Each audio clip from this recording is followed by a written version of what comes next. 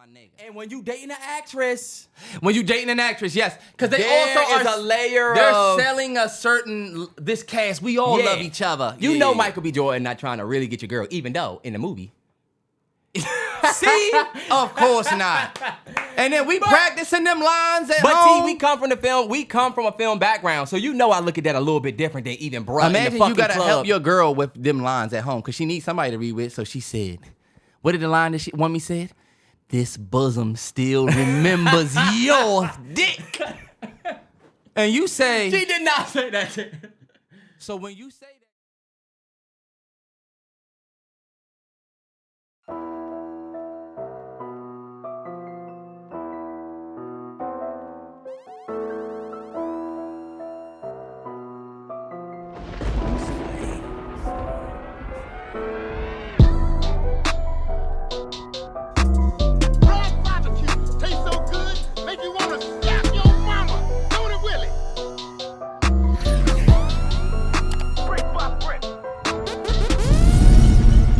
Yo, it's the MalloryBros podcast. Happy Tuesday, man. We back for a special episode, man. 299, episode 299. That's 299. It's two nines in this episode. Come on, man. That's Come right. on. And you got 2 nines sitting in front of you. You hear it? You heard? Actually, yeah, it is 2 nines. 3 nines concluding you. You you tapped in with the largest on Patreon. It's all. You tapped in with the largest on YouTube. Fuck what they talking about. We ain't even worried about numbers. Can't always say that. The largest. Because we large here. We It's not like when you large, throw we a not- party and that joint a little we bit large more here. live than you thought. We threw the biggest party in the summer. Because you know what I realized, y'all? Let's say that these podcasts started hitting 1 million views a week. Y'all would be talking about these episodes right here. Even though the episodes before y'all love too. Coming up on at 299 before we get in the weekend recap. Sure. We done did this shit, y'all. Each episode is a week. 299 weeks. Things have definitely changed. Me and Terrell definitely changed. But the podcast has essentially been, y'all like the same. Of course, things that y'all like Course of Action, Chance and a Choice, certain things that y'all... They float in and out. They float in and out. But haven't had too many guests, haven't had too many change-ups at episode 300. Do you feel any pressure, Terrell? Because I do, y'all. I don't know if y'all know, but I do feel the pressure to do a backflip to open the motherfucker up sometimes, you know? Man, I feel like the power in what we do here is longevity, for real. I feel like the power in what we do is looking back at the weeks throughout the years, being able to go back. If we're being completely honest about this, it's not really a money show. But since we're so self-sufficient and self-run, we don't have that. We don't have the issues that people run into where they can't afford to keep going. That's why we always say we never leaving. But it's the thing, the though. power is in the fact that even if some weeks we don't talk about a whole whatever, or you ain't doing a backflip, man, we have a constructive conversation every single week. And I feel like there's going to be equity in how long you've been able to do this in the future. When we've been doing, like you said, when you look back and we've been doing this shit for 10 years, or you just been giving your opinion in a way like this for a long time, I feel like it'd be worth a lot. Nah, definitely. And like you said, we ain't making money on it right now, but might be making some. I feel like I want to get to a point where we are making some money on this job. Well, no, I wouldn't even say that. Type shit. I feel you. Because it's not like we doing this shit for free. Yeah. But like you don't see a bunch of sponsors, and we try to keep this shit as homegrown as possible. And I feel like that low key has been a recipe to our success. It's been homegrown. I love the fact that we ain't about to be up there joint Balenci. Nah, yeah. It's definitely been chill since day one. 300 episodes to me, y'all, is a milestone. And we've said that at 200, we said that at 100, but 300 straight weeks, or I say 300 straight weeks. I know we took a couple weeks off, but fuck it. 3 breaks. I would say A few virtuals. 300 episodes is definitely a milestone, but I'm wondering what we get to at 400. What do we look like at 400? Do we look the same? Yeah. Did you happen to see that picture of Braun from 35, and now he's versus him at 41? They were like, look how old he got. And all of the 40-year-olds was like, hey, 35 to 40 is the next big age swing. Because once you go 25 to 30 or 23, 24 to 30, it's like, okay, you can see the difference in yourself. Yeah. But they say it's another one, 35 to 40. So, man, I definitely can feel the age coming, and then. But we won't be 40 by the time we hit 400. Not yet. And you know what I was thinking? It's random. That's a couple years, actually. Your prime, you don't realize that, like, you enter your prime in your youth, and then when you young, you just feel like, damn, I'm young, so I gotta. I'm young, so I gotta. Right? Then without any warning, and nobody gonna tell you what age it is, you get to a point where you can feel your prime fleeting. You can feel it like going away. Oh, yeah. And instead of you being this youngin' who feel like, damn, I'm young, I can do it, you now feel like, I'm still young, I can still do it. Yeah. And you are now proving yourself. It's almost like you enter your prime and then you keep telling myself, I'm about to be in my prime, I'm about to be in my prime. You get in your prime and then it lasts a second, and the next thing you know, you like, I can still do me. No, I can still. Like they was talking about dude who, you remember dude who, he played in the G League for 10 years. And then he finally got his shot in the NBA. 32-year-old so-and-so for the Lakers that day, right? When he go out there with he got the gray hair, a head full of gray hair. They were like, the old man he's got. This man was 32 years old, the age I'm turning this year. I said, God damn. So seeing that video this past weekend, and we can recap. And we can recap, but I like what you're saying. But bro, that made me think, damn, your peak and your prime is so short before you feel like, I gotta get back to my, because I was gonna say, half the people you see in the gym that are over 25, 26, it's not that they're not in their prime, they just trying to stay there, you know? Yeah. I gotta stay in my... Because once you hit, but you know what, T? This is something that I feel like is a big issue with this generation of people now. Not even gonna say the younger generation or whatever. And I always blame social media, whatever, but I feel like we thinking like that too early at a certain point we thinking like that too early.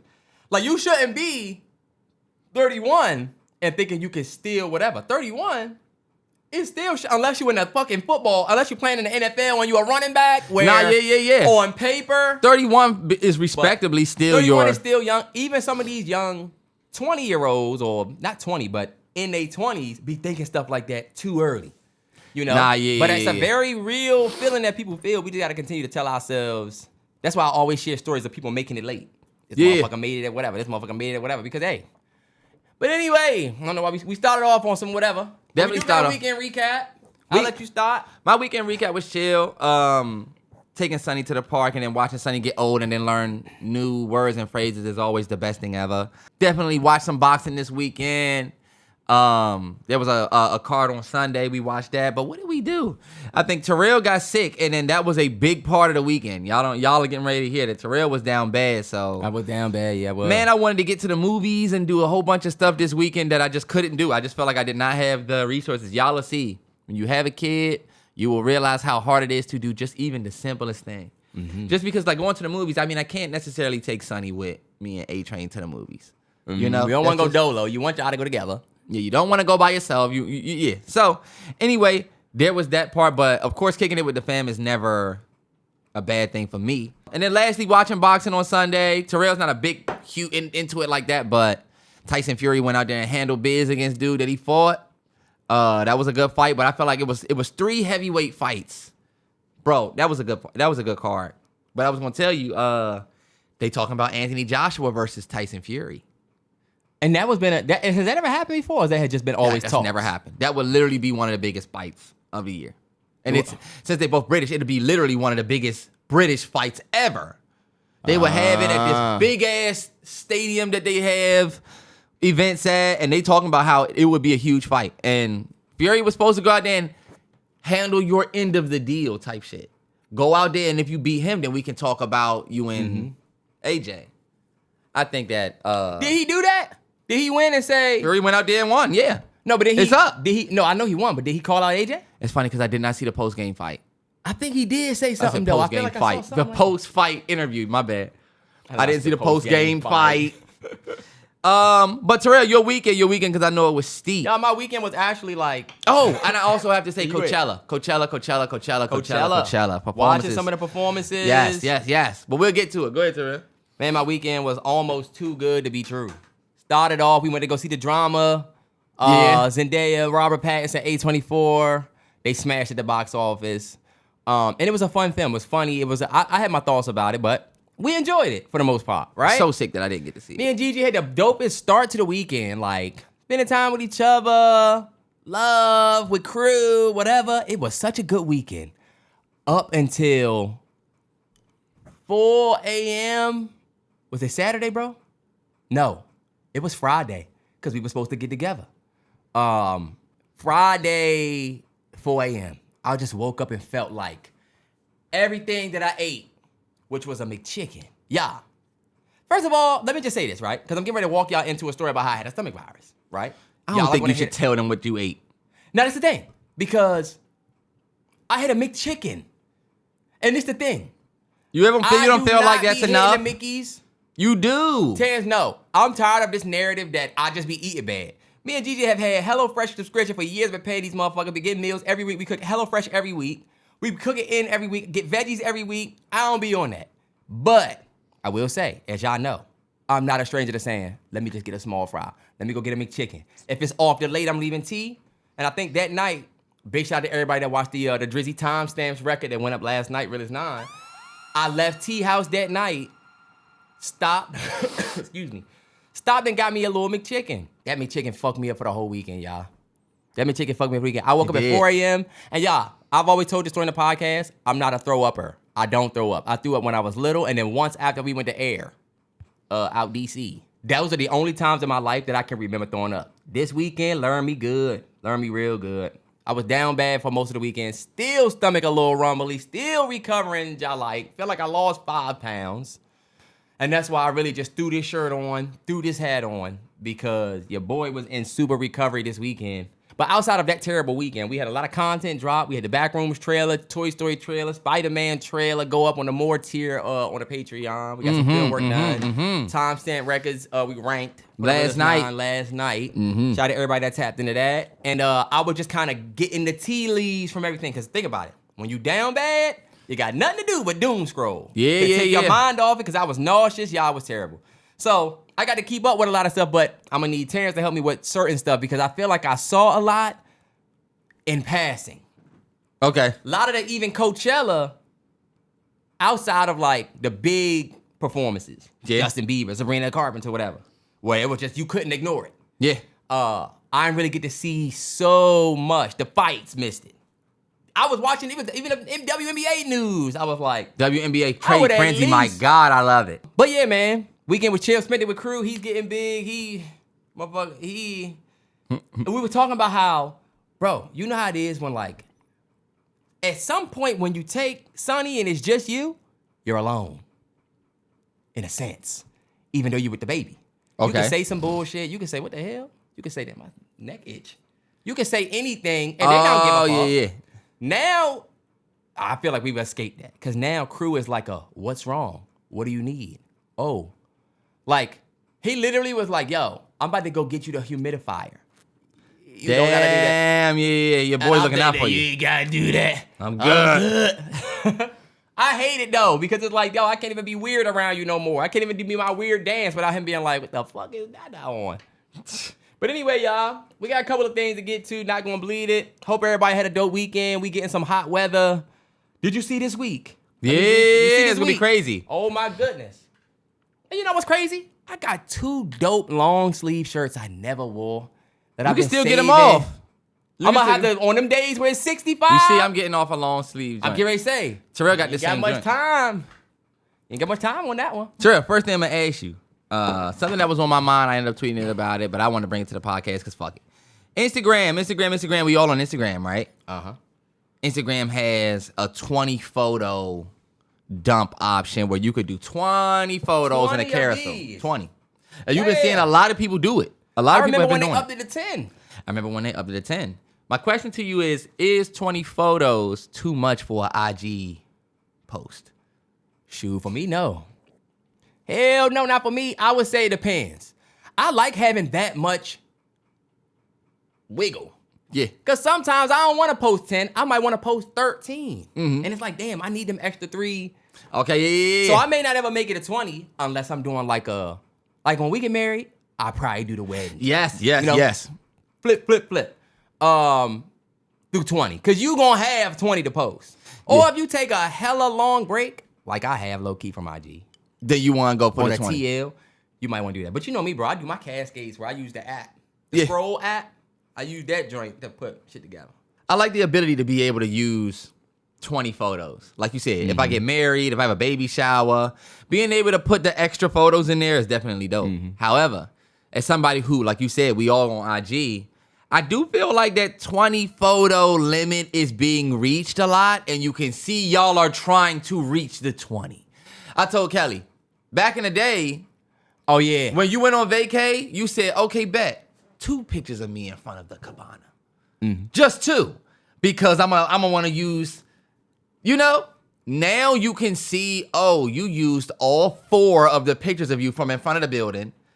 And then there's 3 pictures of your plate, your drink, the rolls, and then 2 more of you in front of the building. It's like, okay, bet. Now I'm starting to realize, y'all know how y'all say when somebody posts on their story, you get to a point where you're doing that? Like, just tapping through? Oh, yeah. I'm starting to realize that, damn, even though that 20 is a nice option for us to have, I'm starting to feel like us using it. 10, nah, you being a fun killer. Me personally, I'm feeling like y'all not snapping with the 20 photos. I'm swiping like... You just follow better people. But this is how I also feel. Let me just leave this last point. I like the 10 better because your effort was more. You knew you couldn't just throw everything in this 20. That's true. You knew if I got married, and this is what me and A was talking about. Now you get married, you got 20 photos, you can put everything into one. And look, 1 post of your wedding. Damn. But it's 20 photos. Okay, cool. I miss the days where, look, you got 10 photos back.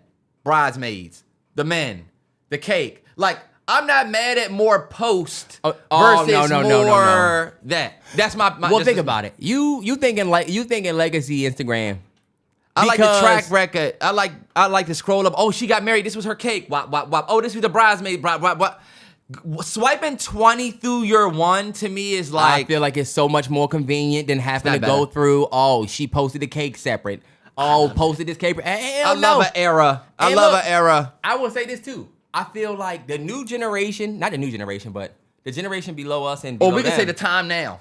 And now it's cool to post a picture of you, post a picture of some motherfucker from a show, post a meme. That might be it. Yeah, but what if you... now people want to have a little bit more, or a couple of different ways to express themselves. That's true. Outside of just pics. And I was going to say, like, people... And you've done it. True, I've done it, but, like, look, my last IG post went... This motherfucker posted 13. I felt like I was doing too much even in If they would have cut it at 10, then I you said, had to cut one of these. T, you ain't got to put all of these in there, but that's my thing, too. Like I said, I'm not here to shit on the 20. I'm just here saying, damn, you know what? I would not be mad at the 10 because I feel like the 20... makes us, I feel like we overgive. Even with certain posts, I'm like, damn, you put 20 motherfucking photos. I don't even give a fuck that you went out like this. But look, that's just me. Do you want to start with something fun?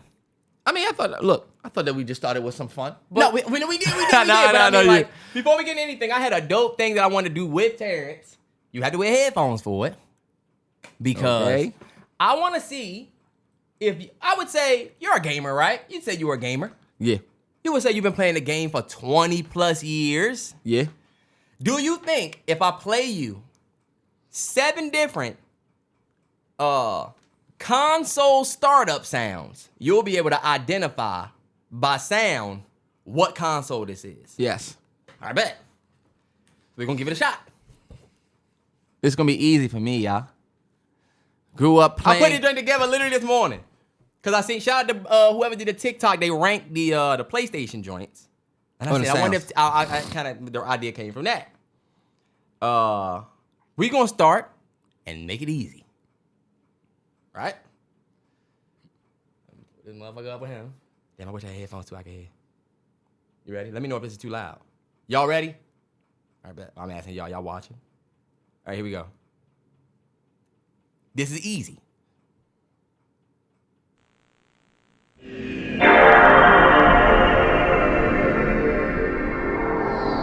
PS2. Okay. PS2. Okay. That was easy. I feel like that's easy. That's easy. Let me give you this one. You ready? Oh, don't cheat. I'm not gonna cheat. I'm cheating. I didn't know if you was gonna show it or. You ready? Yeah.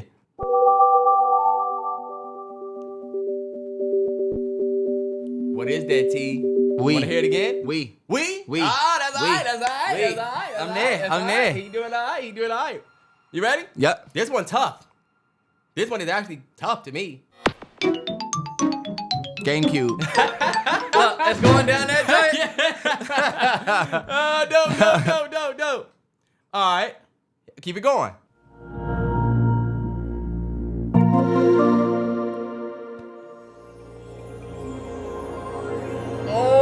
Terrence, that should sound like home.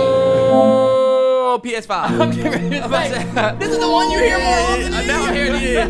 PS5. All right, bet. All right, you ready? Yeah.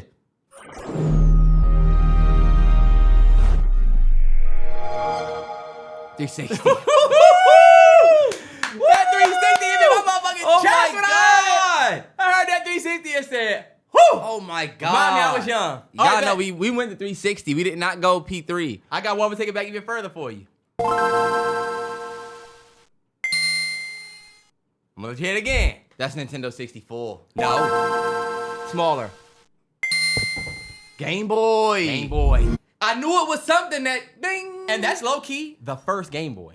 That's not the Game Boy Advance. That first Game Boy. That's right the there. first Game Boy. All right, bet. Let's see if you get this one, T. Simple.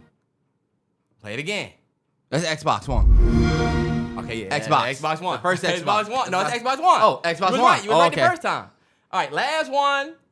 And this one, low key, is just to trigger all of you. You know what's coming, though, right? You think you about to play? No.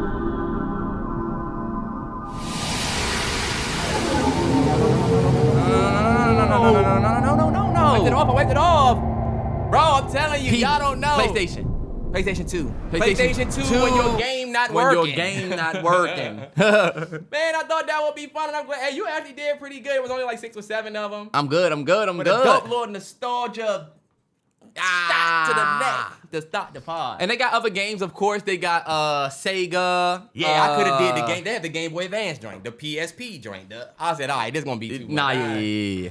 That was fun. Yeah. Man, we got to get into some serious stuff this past week. And y'all know we grew up with the culture. We started with the culture. We're going to finish with the culture. We say it every time. But the culture ain't looked so great this past week. Offset, up the casino, doing what he does. Ends up getting into it with Lil Tjay. And get shot in the ass. Mm-hmm. I'm going to keep it 100. Y'all seen all the stories by now. But if you haven't, that was not a good look. Bruh, Offset sitting outside in that hospital chair. I don't care who you are. It don't look good, man. It don't look good. Yeah. And what honestly came across as very scary news first. Hell yeah.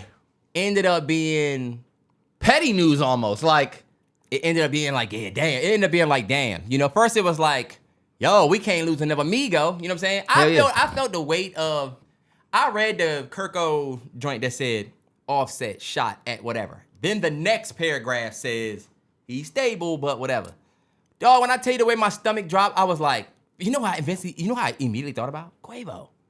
I said, this case can't happen to Quavo again. you immediately thought about Quavo not. I'm thinking, yeah, you know, and just the idea of losing another one of those members. You know what I'm saying? So immediately was glad he was okay. If you didn't really hear about it, he was at the casino. Apparently he has an issue, right? We'll talk about that. But he ended up, apparently the thing with him and TJ been going on for some time before even that situation where he owed TJ some money, Lil TJ some money or something. I'm not really a fan of Lil TJ from what I've seen on the internet. I don't know enough about him to really judge him, so I can't really say I don't like him. Yeah. But ever since the Black Boy Max shit with you and Fabio, I didn't like you from that. I remember that. And I feel like you're not that popping of an artist. Yeah, I never was a big fan of a Lil talk the way TJ he song. talked. But I mean, look, I don't know much about him. But in this situation, it seemed like he was owed some bread. Yeah. So, but what you got on the whole situation, T? I know you probably read into it more than me. It's one of those things, y'all. Well, I kind of feel like this is it's one of those petty situations where the pettiness spills over into shit that we glad didn't go further than it needed to. But I really just want to talk about the fact that, damn, y'all, it seems like I ain't gonna put it on the whole genre, But damn, so many of our, or the GOATs, not GOATs, I'll say, so many of the elder statesmen in the game seem to be having trouble away from the music. Hearing that Offset is like, even gambling to a point where it could be a problem, to me is like, damn, like, that's concerning. Because you've been thinking that, bruh just put out 3 albums last year, 2 albums last year. And it's like, you would be thinking that you gearing up for tour, you gearing up for something to make the bread back. Yeah. Hearing you at like the casino and having a gambling addiction, as somebody who literally just got out of his gambling addiction, Terrell was wondering if I would call it addiction. I was definitely addicted. And for all my niggas that sports bet, you could be just like Offset. You think that because you not going up to the casino, oh, come on, I'm not going up to the casino. I'm not about to get shot. Yeah, you might not get shot by Lil Tjay in your ass, but FanDuel and DraftKings gonna shoot your ass. Because it's the same thing. And look, I hate the nigga that come and unk it and say, oh, y'all need to stop the betting. Trust me, bet responsibly. Just like they say, smoke responsibly, drink responsibly. But understand, the dangers, it's very easy to slip into an addiction. For my niggas that's betting right now, if you betting on, if it's 1 a.m. and you still thinking of a bet to put in and you got them, you know what I mean? You think about putting it on them Chinese, you know when Chinese baseball start back up, or you running at the tennis, even though shout out to the people who bet tennis. That's where the real money is. You start realizing how, damn, I'm a fiend for this shit. I'm a fiend for a green. I need green. Y'all know what I truly miss about betting? How fun it made watching sports. I don't miss losing the money, though. And then I told Terrell, any nigga you see on your TL that's hitting big, he hit a big slip, go look at his page. See how many big slips he's hit before then. And understand, it is a losing game. You are not seeing the losses. You be seeing 1 W. Imagine if I fought 10 niggas, and the one nigga whose ass I beat, I post that video. Y'all gonna think he can fight. Nah, he took 10 L's this week. You ain't see it. Damn, yeah. And look, Offset, only reason why I'm going there, taking it there is because look at what we seeing, y'all. We seen so many W's from bruh. It was bad. He was back in that joint like after he got shot. He was back in that joint. I don't know if he was in there to clear some shit up or what. It just wasn't the best look. And to see his Coachella performance, which I commented on his joint, it took a lot for him to go out there. Because people don't, wounds anywhere.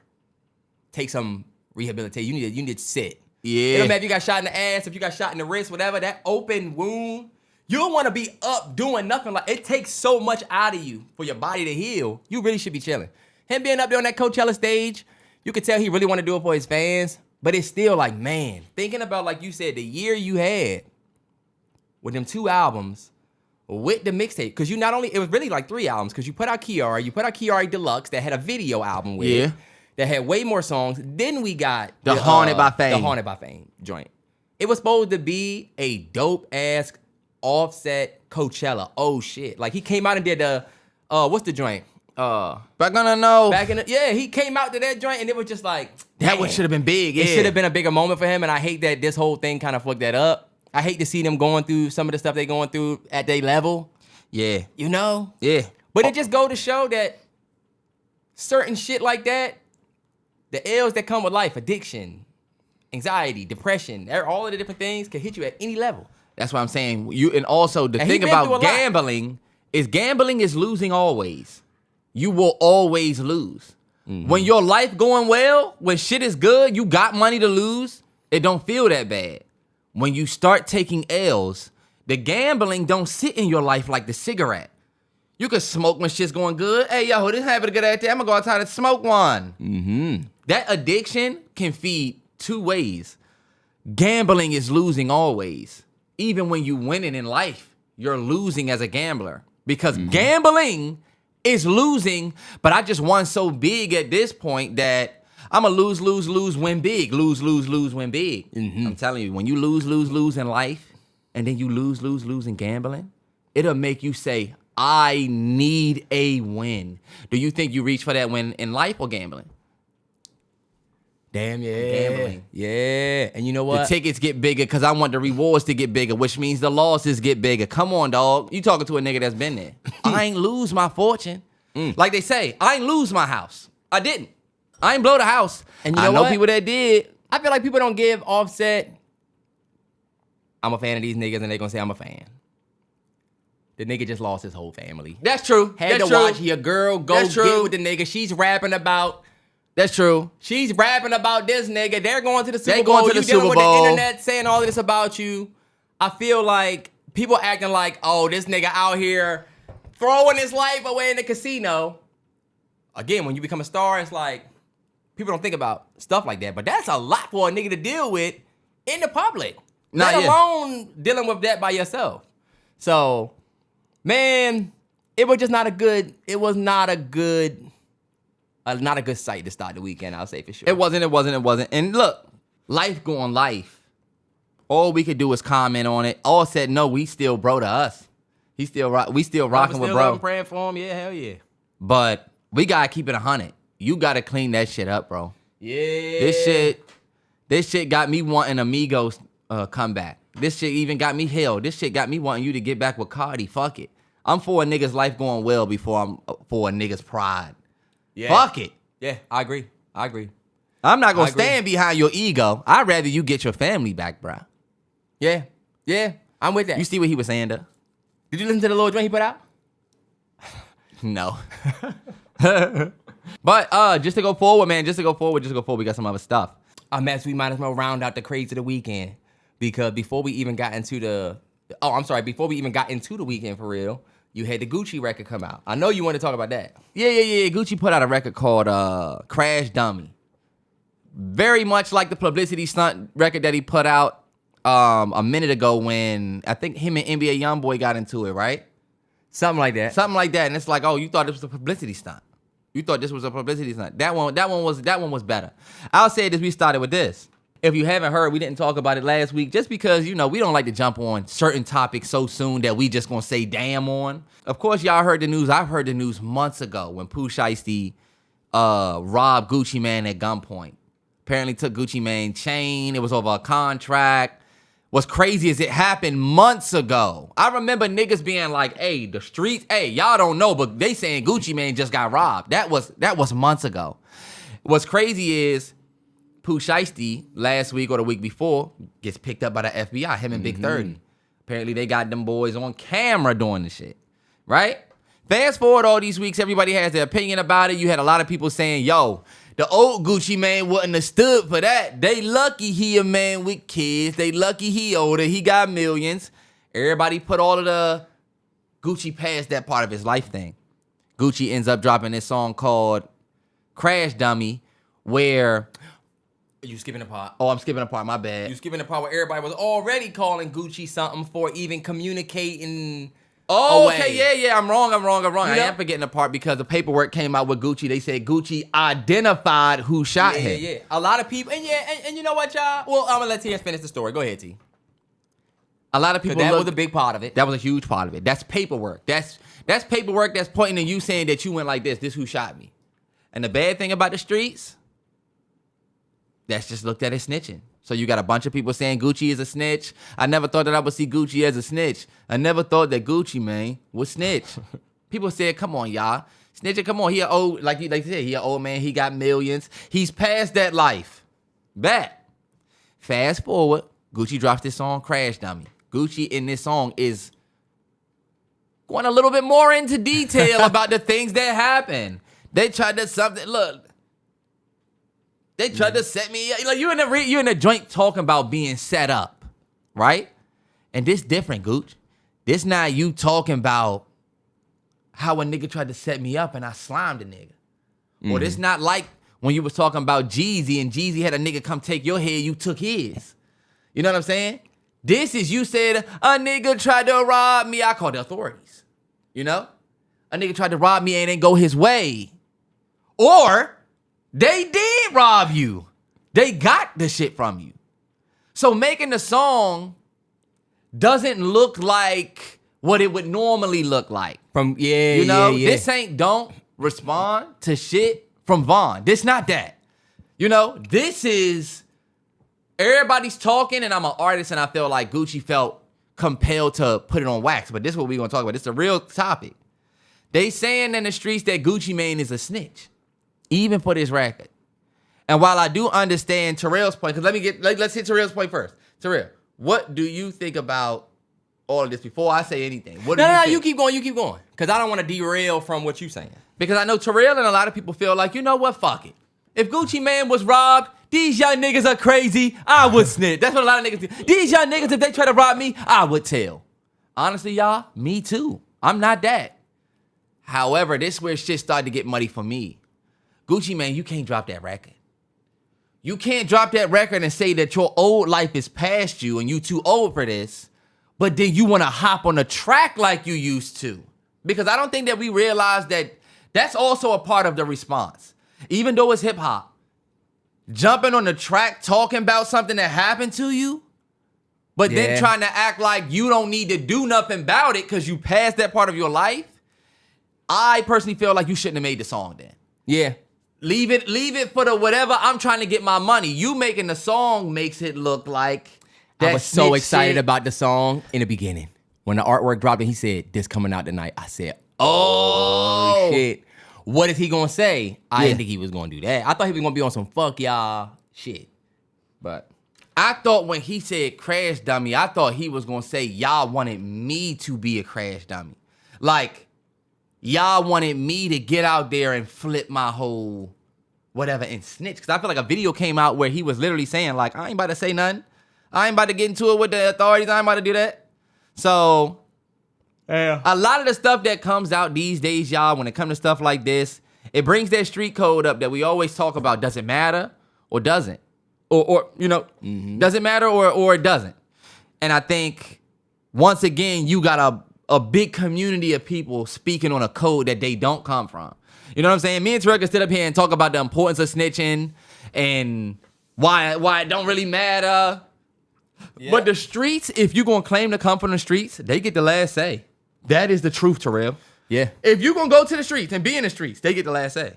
And, like, did you see the conversation about the term square, the term you a civilian, you a square. Civilian square. And people were saying, y'all acting like that's not that's not said in a derogatory way. And it is. It is, but like, why do you give a fuck if you not in it? For me, yeah. If a nigga said, hey, let him rock, he's square. Thank you, nigga.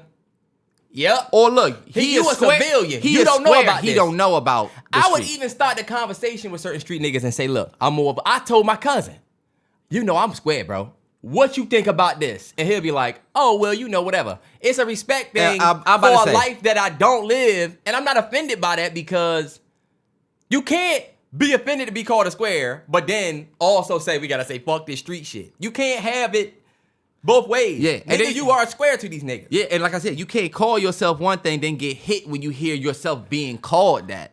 You a square nigga, you tell niggas you a square, but then it feel like niggas will get hit when seeing niggas say square niggas don't get it. Guess what? We don't. But remember when people say square meant nerd, square meant this, square meant that. And it's like, yo, they're referring to you as an outsider of the life they talk about. Yeah, it's like they NFL remove players all of your and they saying you don't know about the league. You can't get in your fields. You don't. No matter how much you watch the game, you can never speak to an NFL player like an NFL player unless you're an NFL player. And look, people be like, oh, come on, it's the fucking streets. What's so special about being from the hood? They come from an environment where they have to be something that you don't have to. So they can speak to the mentality of a lion. Think about it. Some people only have to be a gazelle in their life. That's all you have to be. You get the blip, blip, blip around until some shit happens. I'm getting ready to say, I would hate to be a gazelle. But look, a life of waiting to die. Oh, you're right. Maybe I shouldn't use that. Either way, you are not out here like, yo, today I have to go kill for it. You say, I'm gonna go, and hopefully nothing happens to me.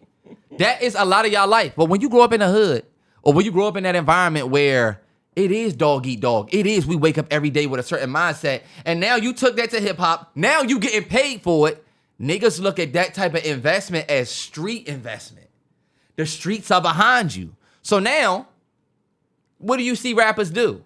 Even the nigga like Jay-Z. When all of the other shit fades, you go right back to where you started. What did Lil Kim saying? You got served. It's time to take it to the street. Did you see that? We got to talk about that scene. Marcus Houston just did an interview. I don't know why I was watching Marcus Houston interview. I didn't watch the whole thing, but the nigga was talking about you got served. I would watch. Oh, we gotta talk about that. I don't want to derail from this. Oh, hey, look. And we're gonna stay on this long because y'all have heard about this forever. But we're gonna put it away. I am glad that the conversation around snitching and stuff is always getting muddy. Cause I do think, and this is just me being a square nigga, I feel like that culture is so the worst, one of the worst things that we try to uphold as a community of people. And I get it. I get it because, like you said, these people don't have a choice in some of these environments, right? You don't have a choice to just say, oh, all right, bet. Let's just say fuck the street code as a community. It is a big systemic change that will have to happen. We probably won't even see it in our lifetime, if I'm being completely honest, right? But I do like the idea that the new generation asks why. They have asked why about everything. Yeah. Why the fuck do we have to listen to you? You're old, and it's like, you're 28. You're unk. It's like, if you don't fuck with us, or if you think your idea is the only way, we challenging that. And I think that has brought it to certain things that are also unhealthy that I'm glad they challenged, like the street code shit, which is like, yeah, we want to uphold it. Like I was looking at the, shout out to my boy Jay Hill, Baltimore. Shout out. I was watching his interview with Doughboy. You see what Doughboy was talking about robbing. And he was like, talking about how y'all always give the robbers a bad rap. And he was like, robbers don't be robbing. We don't be robbing. He was like, y'all taking niggas' money. You didn't see that joint? He was like, y'all taking niggas' money. He was like, we don't rob. He was, random nigga. You know, yeah. He was talking about, you know, all of that. But I just couldn't help but think like, I'm robbing a nigga that robs. I hate that you even gotta be thinking like this. But you know what? You also can sit from a place of privilege where it's easy for us to say, and in certain places, and I think even 21 Savage and them get into a place where they can say fuck the streets. Bro, y'all got comfortable enough to say fuck the streets. Niggas that's out there can't say that's that it. because they still gotta go out there. You know, so I feel like your baby can eat whatever he want, right? It's a nigga right now who baby looking at him like, no food again? Yeah. No food tonight. No food again? I'm gonna go get the food. I'll be right back. Son, you're stepping outside completely different. A nigga step on your shoe. It's different than another nigga that... And that is why I do now... And that goes outside of race. That goes anybody with... Yeah, for sure. Like, that's why I say this shit go deep. It's deeper. It's definitely deeper It's a systemic thing. It's a systemic thing. And it's also, like you said, if you ask me, snitching goes also back to a commitment and brotherhood thing. A code that goes beyond what you deem respectable because of what the world is. Mm-hmm. You make a commitment to somebody or something, and snitching is looked at as a breakage of that. Most of the time you snitching, why? For your own self-benefit. That's why it's looked at it as the way it is. What a nigga was talking to Big Bank about, where he was like, if I kill a nigga, or not kill a nigga, I'm sorry. He said, if we go on a job and my homeboy pass, everything that happened, that was all my homeboy. He said, how is that snitching? I'm supposed to go to jail and we lose 2 lives? He said, nah, all that shit was my homeboy. He passed and I'm gonna go home. He said, but now I go home, I gotta watch my back because they said I snitched on my homeboy who passed. Nah, yeah, I see. That's the part of it I don't get. And that is a part of the game that's twisted. Why I feel like some of it is fucked up. Even with, I forget his name. Finesse 2 times. Well, Finesse 2 times was saying like, Pooh Shiesty, yeah, he ain't but 26. He still, no. He's an adult. No. He's a grown man. But I'm not trying to beat a 26-year-old nigga will beat your ass, rob you, take your shit. Come on, we ain't looking at you like you no kid at 26. You not a kid. I didn't like that. But T, I'm not trying to believe this because niggas have heard about this. I like that we talking about it. But I like that we talked about it. Yeah. I like that we talked about it. But we definitely don't want to bleed it because it's been out all week. Let's move forward. Terrell, you know what? Let's do this first. Before we get into the other stuff, let's go course of act. Let's go course of act. I only got 2 of them for the boy. To start? Let's do it. Course of action in the middle. Out of whack. Going course of action, man. Because there were certain situations that I said I want to ask Terrell about. Bet. All right, let's do it. Let me just make sure this girl left. You and your lady out, right? And y'all know I got this from a scene I saw from Creed. You and your lady out and about, y'all in her hometown. You right? Picture me and A out, right? In Seattle. A nigga come up to her and say, or Terrell, you with G, right? You and G out, y'all in her hometown, right? A dude come up to her and go, Hold up, is that Gigi? Oh, damn, what you can't speak? Oh, you can't speak, Gigi? Damn, you can't speak, you don't know how to give nobody a hug no more? Never. Pause. Course of action. Never. I'm introducing my motherfucking self first. I'm gonna pull Gigi behind me like a motherfucker, like she my kid. What's up? Yo. Who are you? She won't even say a word to this nigga if I don't, before I do. It's funny because I got this scene from Creed where it was like, yo, so you can't speak no more? She was like, yo, I said hi to you earlier. He was like, nah, yeah, okay, don't start acting brand new. And she laughed. I don't like it. I don't like it. Hold on, wait, nah, what Creed was you watching, nigga? It's 3 of them. I don't know what Creed it was, but he was like, yo, you... Tessa Thompson character? Tessa Thompson character. Oh, I know what you're talking about. Then look, that was the part where he was like, oh, I keep doing your thing, baby Creed. And he was like, yo, don't call me that. What? You call me baby Creed. I said, don't call me that. Yo, I'm just showing you love, shorty. And then he was like, yo, he basically told her, yo. Nah. You need to get your man before he turn into his father or some shit. Then he hit him. All I'm going to say is this. In that situation, fellas, this nigga is not testing you. What he doing is he trying to see if his girl respect whatever bullshit that was there before you. So this what you got. Wait, what? Think about it. Damn, Gigi, you can't speak? That's testing everything that was in place before. Did you forget? Is what he really saying. Nah, she ain't. Nah, look, she might not have forgot. It ain't on you to go, hold up, you don't answer. You do exactly what Baby Creed did. Don't call me that. Don't call me that. The camera knocks over. I said, don't call me that. Both of y'all, bitches. Didn't you just win the Oscar? Take him out of the... I knew you was going to take him out of the Bro, character. you just won. Stack, is this Stack? But look, you don't do what he does and say, she... Oh, well, no. You don't do what Terrell said and say, no, she why good. Not? Because I don't like that. You're being disrespectful to me. No, you let... If a nigga speak to your girl through you on some energy like that, you being completely disrespectful. I'm not gonna say nothing. I'm sorry. This the thing, y'all. It could... Can't. I don't like it. Okay, T, what'd you do? I don't like it. Just like y'all. I don't like it. You gotta be smart, though. It's easy for him to do this. Look, this is what you don't want. He gonna do this. Damn, my bad. Chill out. Because most niggas not like the dude who tried Baby Creed and you a drug dealer. Normally, like you said, it's some nigga. He gonna back off. He gonna say, my bad, bro. It's not even like that. My bad. He gonna do all of that. And guess what? It's gonna put your girl on. It's not like that. Oh yeah, because look, your girl gonna try to de-escalate. Your girl will never see that how you see it. Your girl gonna see it just how Tessa Thompson character sell it. I mean, I thought I said hi when I came in. So you gotta wait for the disrespect.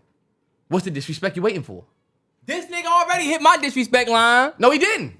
Terrence saying, damn, you can't speak to my girl in front of me is disrespect. Damn, you can't speak. You Why forgot the who fuck I you feel am. like she should speak to you, nigga? Because she could be a college friend. Terrence, no, I'm sorry. If I see a good college friend, I have people that I'm been platonic friends with forever.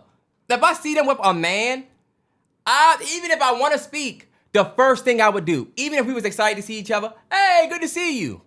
I would look at the man and say, not hot, nice to meet you, brother. Hey, we went to school together. Nothing like that. Type shit. Or, because first of all... Do you see how I said you gotta wait for I immediately want to show bruh respect. Not even trying to be on that time. When niggas don't show you that respect, I don't even like when a nigga seen my girl and ain't seen her in a minute and y'all talk too long without... That's why I said... You, as the nigga, should show me respect too. And that's why I told Terrell. Of course your girl should, but... You waiting for the disrespect, which is for this nigga to not acknowledge you. You know what I mean? And you don't feel like he already did that with the... Damn, to your girl? And this the thing. Well, okay. Well, we let it... Like I said. We out. We ain't about to take Nigga it. slick. And what you need to do is be thinking, like you said, you got to be thinking 2 steps ahead of a nigga. So like, all right, bet I see you, but also I'm with shorty, so I'm not about to lose it here. But guess what? Disrespect ain't even on me for me to jump on him for not speaking to me. A lot of times, y'all, the disrespect that you collected is not so you can act on. It's just so that you can pocket it and know it. Oh yeah, Matt, the nigga that we met at the joint, I don't like, bruh. Why? What did he do? Do you remember when we met and then he said you ain't know how to speak? He ain't say nothing to me. Now, Oh, your girl will say, oh, that's just how he is. Oh, that's whatever. Guess what? I don't give a fuck about none of that. Nah, because he didn't. Then my problem with you, then, if that's the case. Because this is my thing. My problem also, didn't become with her, though. No. Guess what, y'all? Your problem, way of the superior man, is never with the girl. If you tell a girl that because in this situation, you don't like, bruh, and she start defending, bruh. No. Because guess what? We talking about me not saying anything in the moment, and then me bringing this up. But you brought it up and said what he said about you, and then she gonna say what? Oh, that's how he is? Oh, not necessarily. Think about it, because like I said, your girl always gonna try to play the he wasn't hating on you. She not gonna say how he is, but like she gonna say, I mean, I didn't really see that. Look, and guess what? They always be blind to certain shit. It's not on you, fellas. I mean, this is such a good thing for y'all to see. It's not on you for even to explain how you feel as a man. Sometimes I tell A-Train, it's a dick thing. Y'all ever seen Mo Better Blues? It's a dick thing. I can't put it away.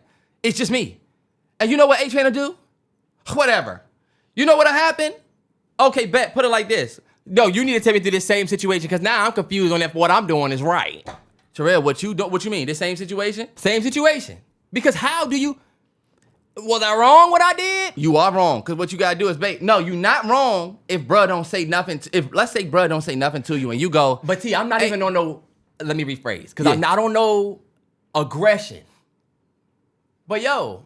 Protecting my lady from who the fuck is this nigga? Guess what? This nigga... Not even aggressive.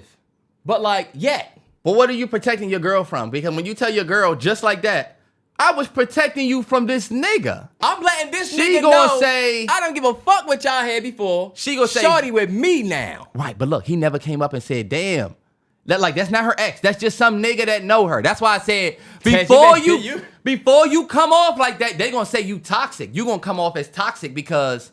She do have a past of friends that's gonna try you, fellas. This is the best thing for y'all to know. But T, she gonna have a past of friends that are gonna come around and hit her with the, yo, you can't speak. I know you ain't forget. I can't. Now that you with this nigga. I can't take that.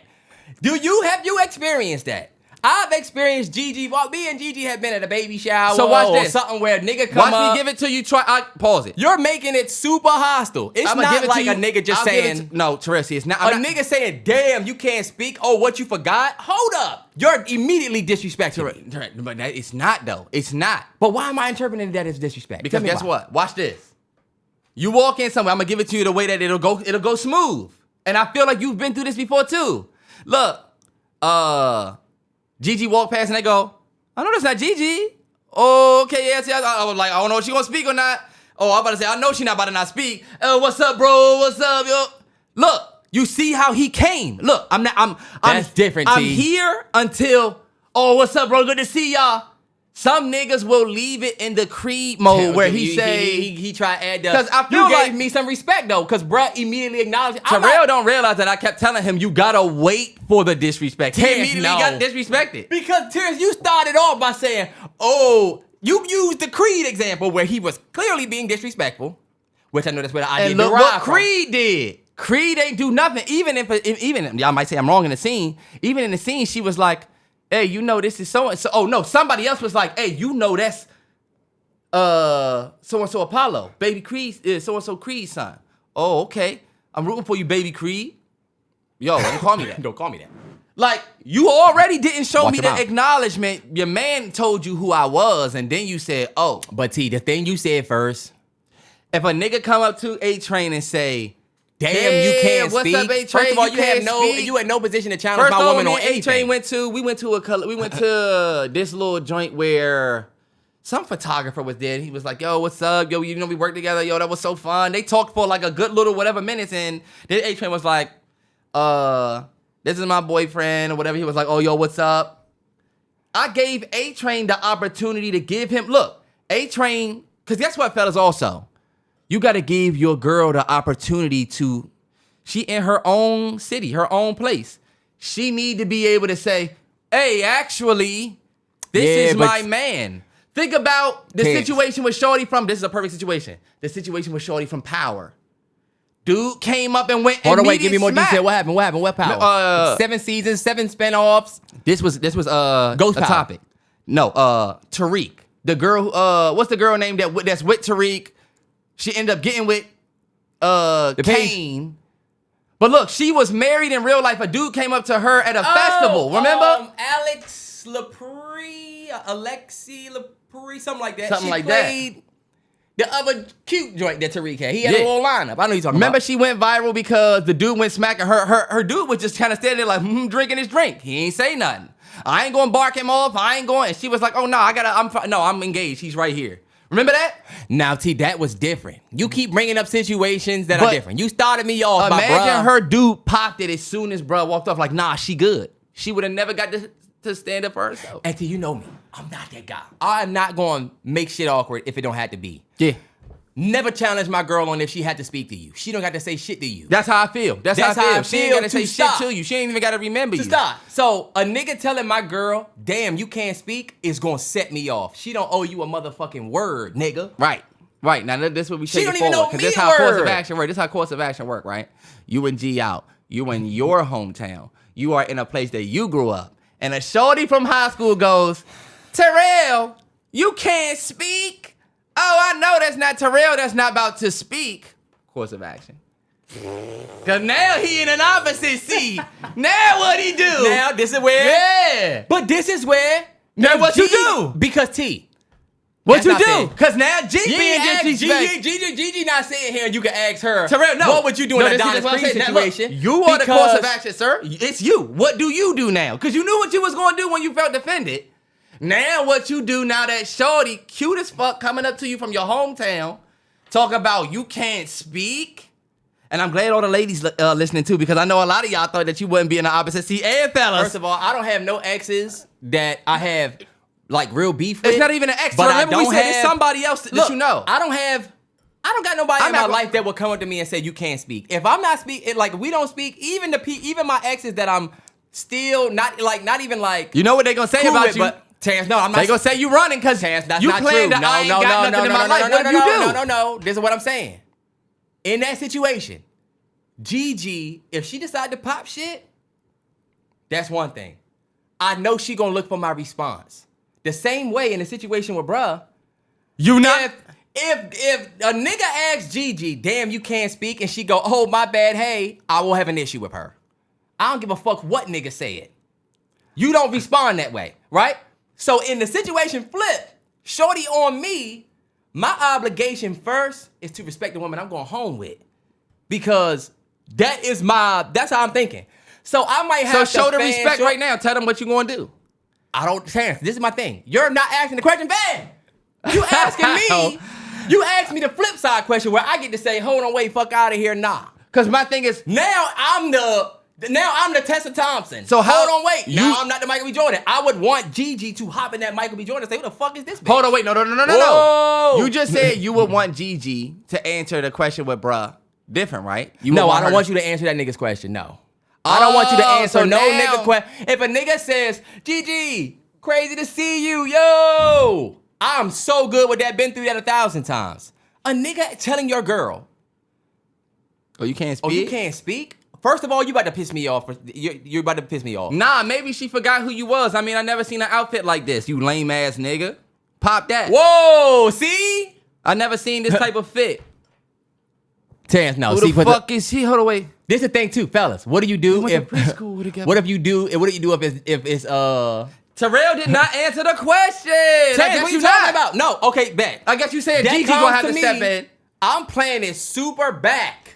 First of all, like I said, fellas, you should not have a situation like that could creep up on you in public like that on someone you can't. Terrell, the girl, look at the Creed situation. It's nobody's fault. That's disrespect. Why this nigga coming up? First of all, T, we not even taking it all the way there. Oh, but after that, that's going to derail some shit for me. Let me just give you an easy answer. Because my question is, why is it a nigga in the world that feel like when he see you, you should be speaking to him? That is the world. That means that's the world. Terrence, no. That's no, the world we live in. No, it ain't. Niggas gonna try you. Niggas trying to now try me. Yeah, but and I might kill this whole motherfucking family. We live in a we live in a world. We live in a world with two different axles. It's two different axles. I feel like fuck that, T. Never in a situation. I don't have a. Terrell, like, you keep putting it on exes. This could be some nigga they went to school with. T. Okay, bet. It's no nigga in your life. It's no woman in my life that I went to school with, whatever, that could look at me and say, oh, you can't speak? Because that means... Yes, they can. I know girls that know you, Terrell, that will feel like, damn, Terrell not about to speak. He know who I am. And look, they are not trying to be disrespectful to your girl.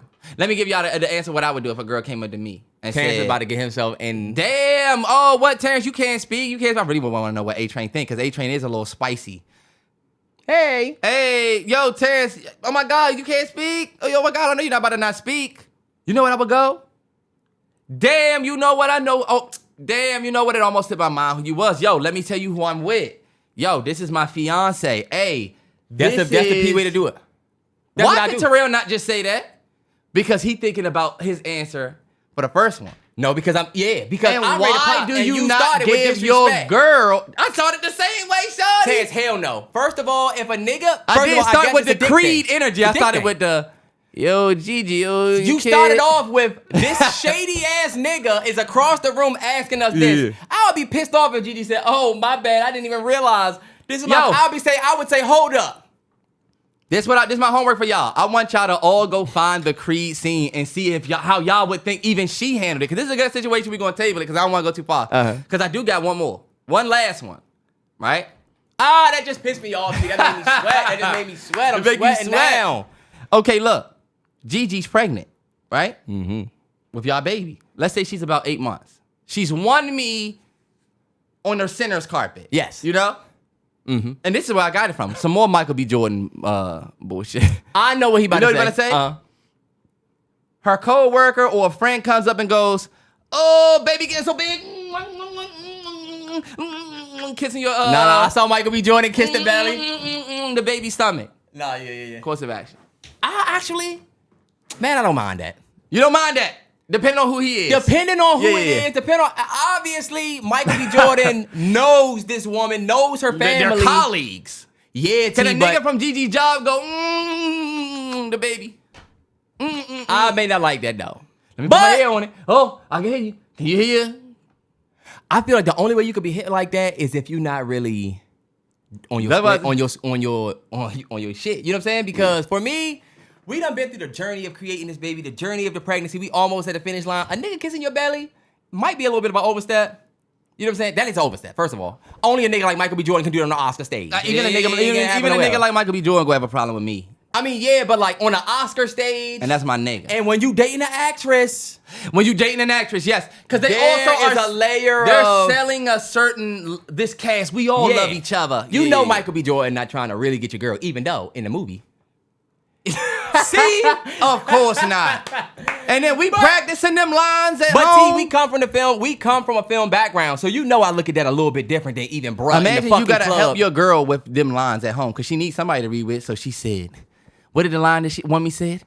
This bosom still remembers your dick." And you say, she did not say that. So when you say that to him, what happens after? Well, then he yells, "Cut." Okay. Then you watch the movie and you see what really happened. Then he on a red carpet.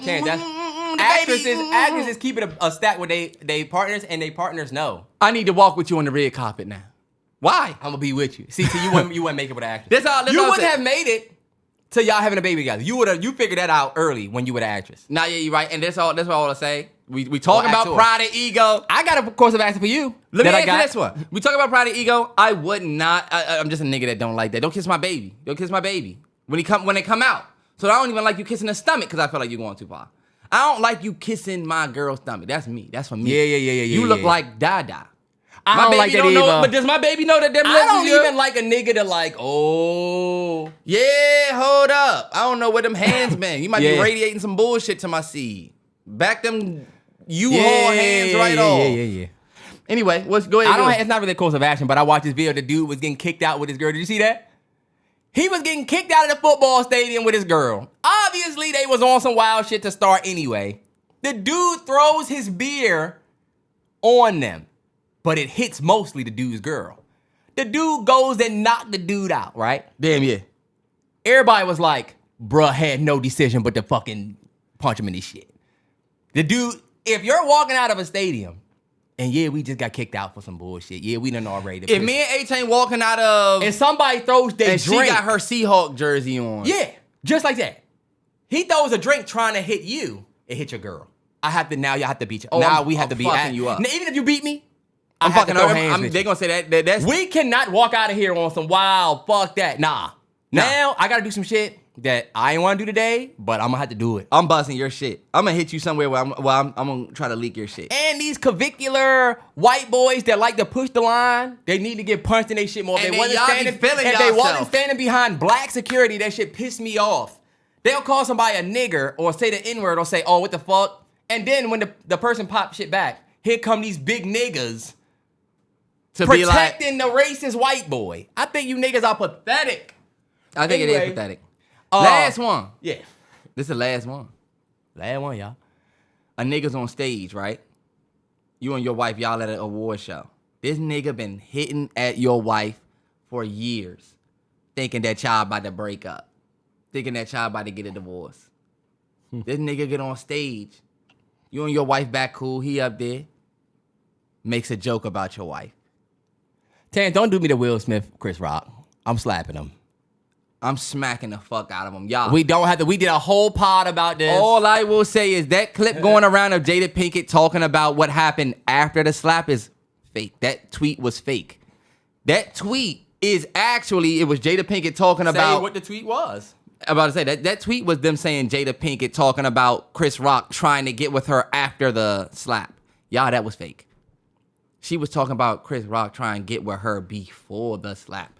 Can y'all imagine Will Smith hearing from Jada, oh, you know who hit me? Chris Rock. Yeah, ha. He thought we were broken up. Oh, yeah. Fuck Buddy. They've been doing that. Fuck Buddy then. And then guess what? We get on the stage and my lady got alopecia or some shit and you trying to make a G.I. Jane joke. And you've been trying to low-key. And you've been trying to get with her, so now that she denied you, you try to embarrass her? Yeah, now I'm gonna slap the shit out of you. I'm about to walk up here and say, smack the fuck out of you. I'm smacking Madagascar out of your ass. I'm smacking every movie. I'm smacking Pookie out of your ass. I'm smacking every single thing that I can think of and leaving it all on this world stage. Because you would never talk about my lady like that. I think looking back, it's a great lesson in... I love that happened, to be completely honest. I love it. And you seen a lot of people try and take Jada words and twist them up about, oh, she dated Pod. It's a shame, It's man. a lot of niggas out there that get off on Jada being a bad woman because they have this idea that they got this want to like do that thing, which I get it, y'all. Some of these women are fucked up. But just actually watch stuff and listen. Be accurate, please. When you read some of these headlines, because a lot of the times it's a motherfucker that's not even in the United States. And it's a lot of that happening where it's like they be race baiting black people in the States and to be a nigga that's from over here. Yeah. What the fuck are you even What are you asking even about talking this for? about? Like, so just be more aware of like some of the shit when it happened. That's all I'll say. Either way, man, course of act. I love it. Doing that motherfucker in the middle. But a couple of things we definitely got to get to. Let's see. Usher and Breezy. Usher and Chris Brown going on tour. What the hell? What the hell? First of all, shout out to my boy Brett. My boy Brett hit me and said, Breezy tickets. Usher, we got to be there. Right? Because we know we on our Chris Brown shit, right?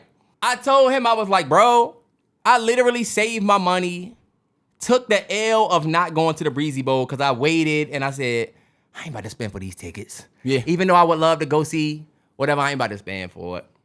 The fact that they announced another tour is like, now you with Usher. How can I not go? And I'm kind of ushered out, y'all, if I'm gonna be completely honest.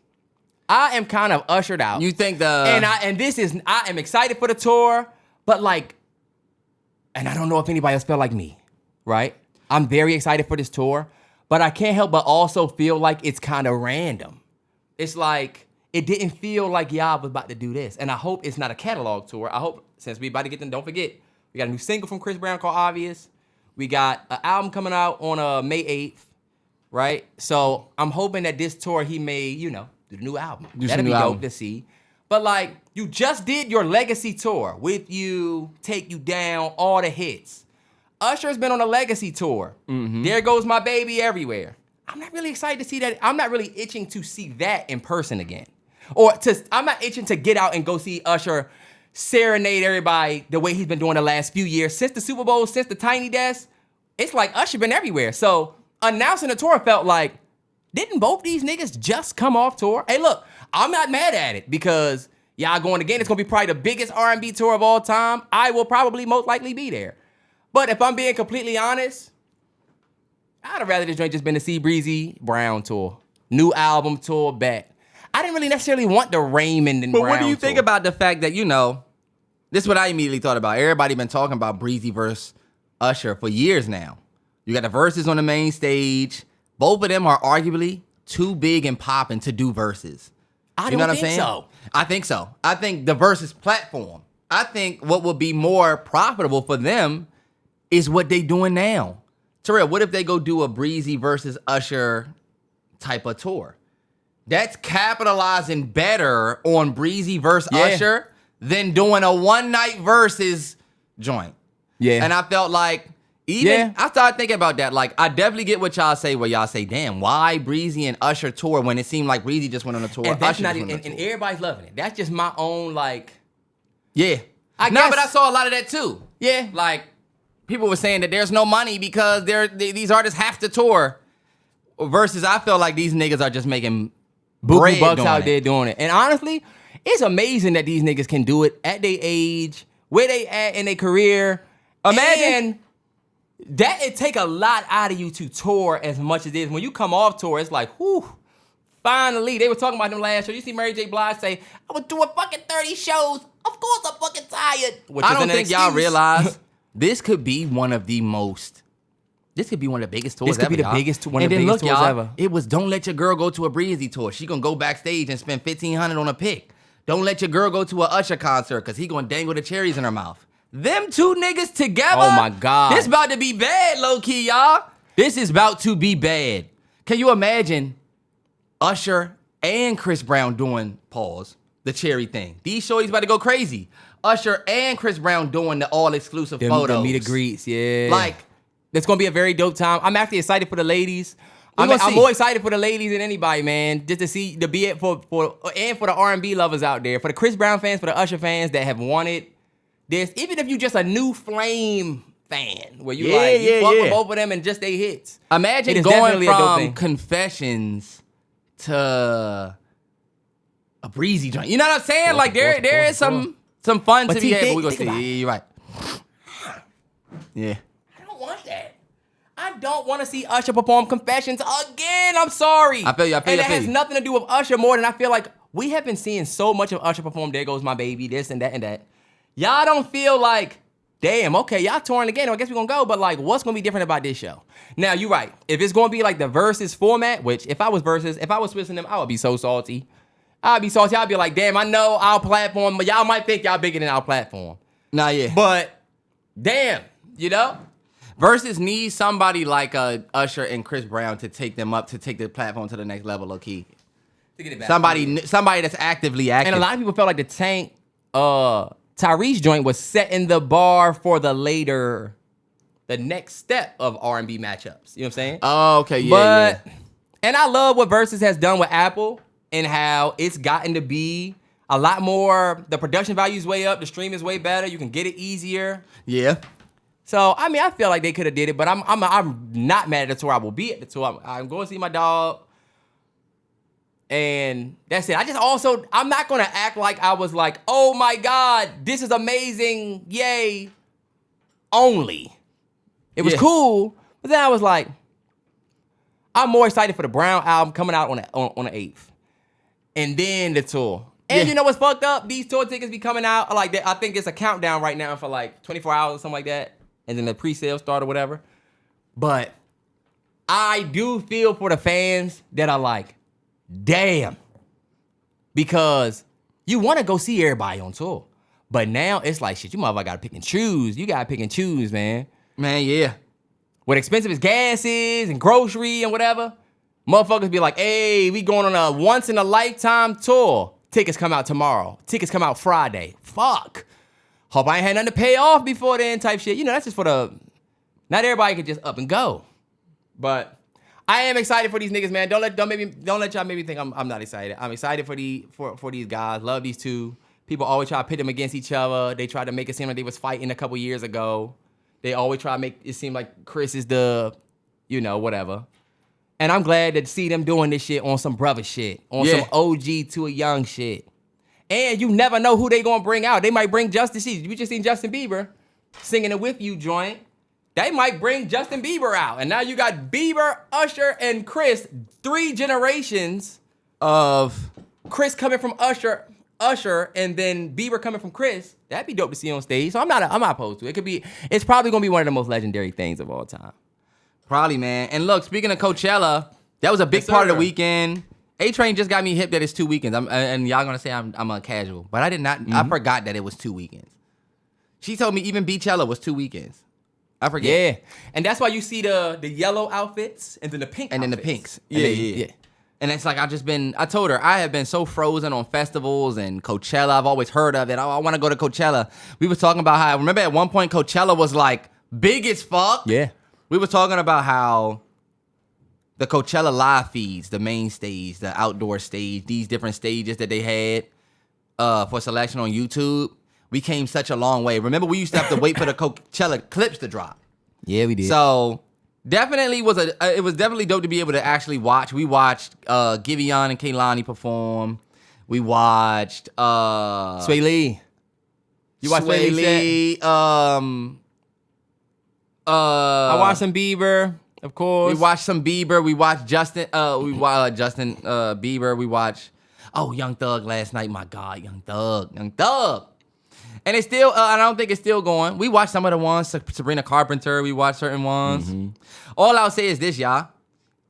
Justin Bieber went viral because on his stage, he's one of the biggest. I think the highest paid performing act.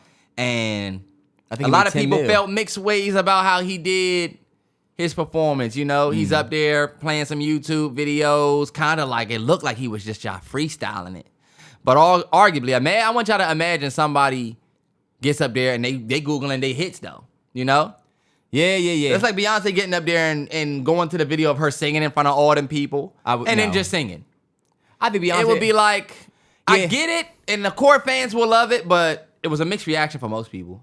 I think with Beyonce it's a little bit different because of how the performer she is. But with Justin, like I came out and said, I ain't like that he was up there playing the YouTube vids. It felt tacky. You got your YouTube For You page up there, you searching. It just felt tacky for Coachella. But after talking to people online, and I still feel how I feel about it, but I can feel that way and also understand that, hey, his core fans, this actually pretty much worked for them. They love the nostalgia of the fact that they used to search on YouTube like that, and to see him doing that as the YouTube baby, the way they explain it makes you go, okay, I guess I understand that. I get that, but like I said, y'all know how I feel. Core fans will accept anything. You got J. Cole playing basketball in China right now, and even his fans are like, "The nigga didn't score no points, but I'm happy." Y'all will not criticize anything. And look, that's totally fine. It's totally fine, because these days, when you're a fan of an artist, you just want them to be happy. And I feel like people are like, "Oh, come on, guys, Justin Bieber was doing that for the fans." You can say that, and we can accept that, and we can say that. And that's that wasn't cool. The whole show. He had other stuff. He brought out whatever. Mm-hmm. Brought out Tim's. Yeah, like. I don't think it was the worst Coachella performance ever, but it does spark a question about, effort. Yeah, that's what I said. I felt like he had a dope opportunity to even take the Coachella stage, and what people say about Coachella not being whatever, you Justin Bieber, you got the catalog, the star power, the creativity, and the financial to do one of the craziest shows you've ever done. But what his fans would say is Justin has made it clear from the beginning that he's not going to do all of that. So the more you learn about, and remember, I'm a Chris Brown kid. I was a Chris Brown kid, 05. Bieber was 09, 2010, kinda. I was a junior in high school. So I was telling Terrell, I was already past Chris Brown take you down era. We was already, we wasn't in the baby era. But the 24, 25, 26, 7-year-olds, the kids that grew up just a few years younger that experienced this era, watching them be happy about it kind of pulled me back from some of my harsh. And that's why I said, look, y'all going to be happy because I'm realizing that Justin Bieber is some people's GOAT. And what that means is not greatest of all time. But you know how they say, oh, J. Cole, one of our GOATs. This person, one of our GOATs. This person, one of our GOATs, because they was just there for when I was a kid. One of our legends. I grew up, yeah. I realized when he was playing Baby, Baby, Baby, I'm like, damn, niggas are looking at this song like it was like a all-time classic for them. Hey, it might be. I'm not here to hate. But it did make me realize how away from the core fan base I am and what core fan bases I willing to accept, because I'll say this. simplicity has become something that we've made a very big norm, especially with the modern, simplicity is everywhere. Yeah. It's in our advertising, it's everywhere. Logos going more stuff, buildings going gray. Everything simple. I feel like a stage like Coachella, to me, is very similar to a stage like the Super Bowl. This many people, this big of a platform for just your art. It's like, that's not the stage, if you ask me, to be simple. Even for your biggest fans. While it's cool to see him YouTube and stuff and playing the hits and revisiting, I still give him the criticism that it could have been structured better and it couldn't have felt like agree. The Frank Ocean joint. And I told Terrell, we killed Frank Ocean for a simple Coachella appearance. Uh-huh. We killed him for that. Justin Bieber loved Frank Ocean. Did you see his post? Of course you love Frank Ocean's. Because Frank Ocean's was simple, and then you ended up going simple, and you got put in the same box as his. It would have been nice if you came out and said, yo, I'm about to go Frank Ocean with this. But nah, because he didn't go all the way. Because you got... That wasn't his only thing. That was a small... It wasn't. But like... He did more. He did a lot more than Frank. He had a dope stage. The stage was dope. The stage was dope, but look, I don't give a fuck what y'all say. Everybody's stage at Coachella has been absolutely flawless. To just give that to the artists, I kind of felt like, all right, Thug's stage was flawless. Giveon's stage was flawless.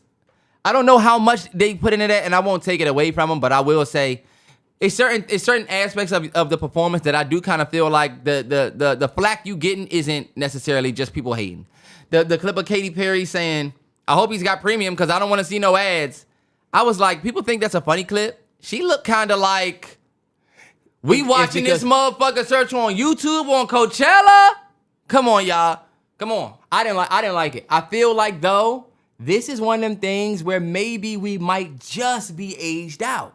Because the fans... I don't think so, because I feel like that's disrespecting I feel like, see, Terrell, what you doing is you trying to get us to accept this simplicity bullshit because this is what he wants to give now and bring it to a stage like Coachella. Well, then after a while, people going to start looking at Coachella like it's nothing. Like, I will agree with you that we are allowing...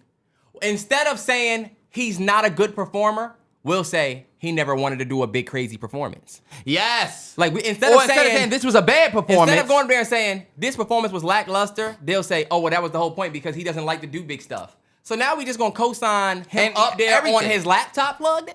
I do agree with what you're saying about how when people love their artists, as long as you're doing the hits, like if he was up there searching his new songs, it might not have hit the same. But since he's searching those Grail videos of his start, looking at how got him. Come on, y'all. But you see, I don't know why. And what part of Justin Bieber's career is that? Did I miss it?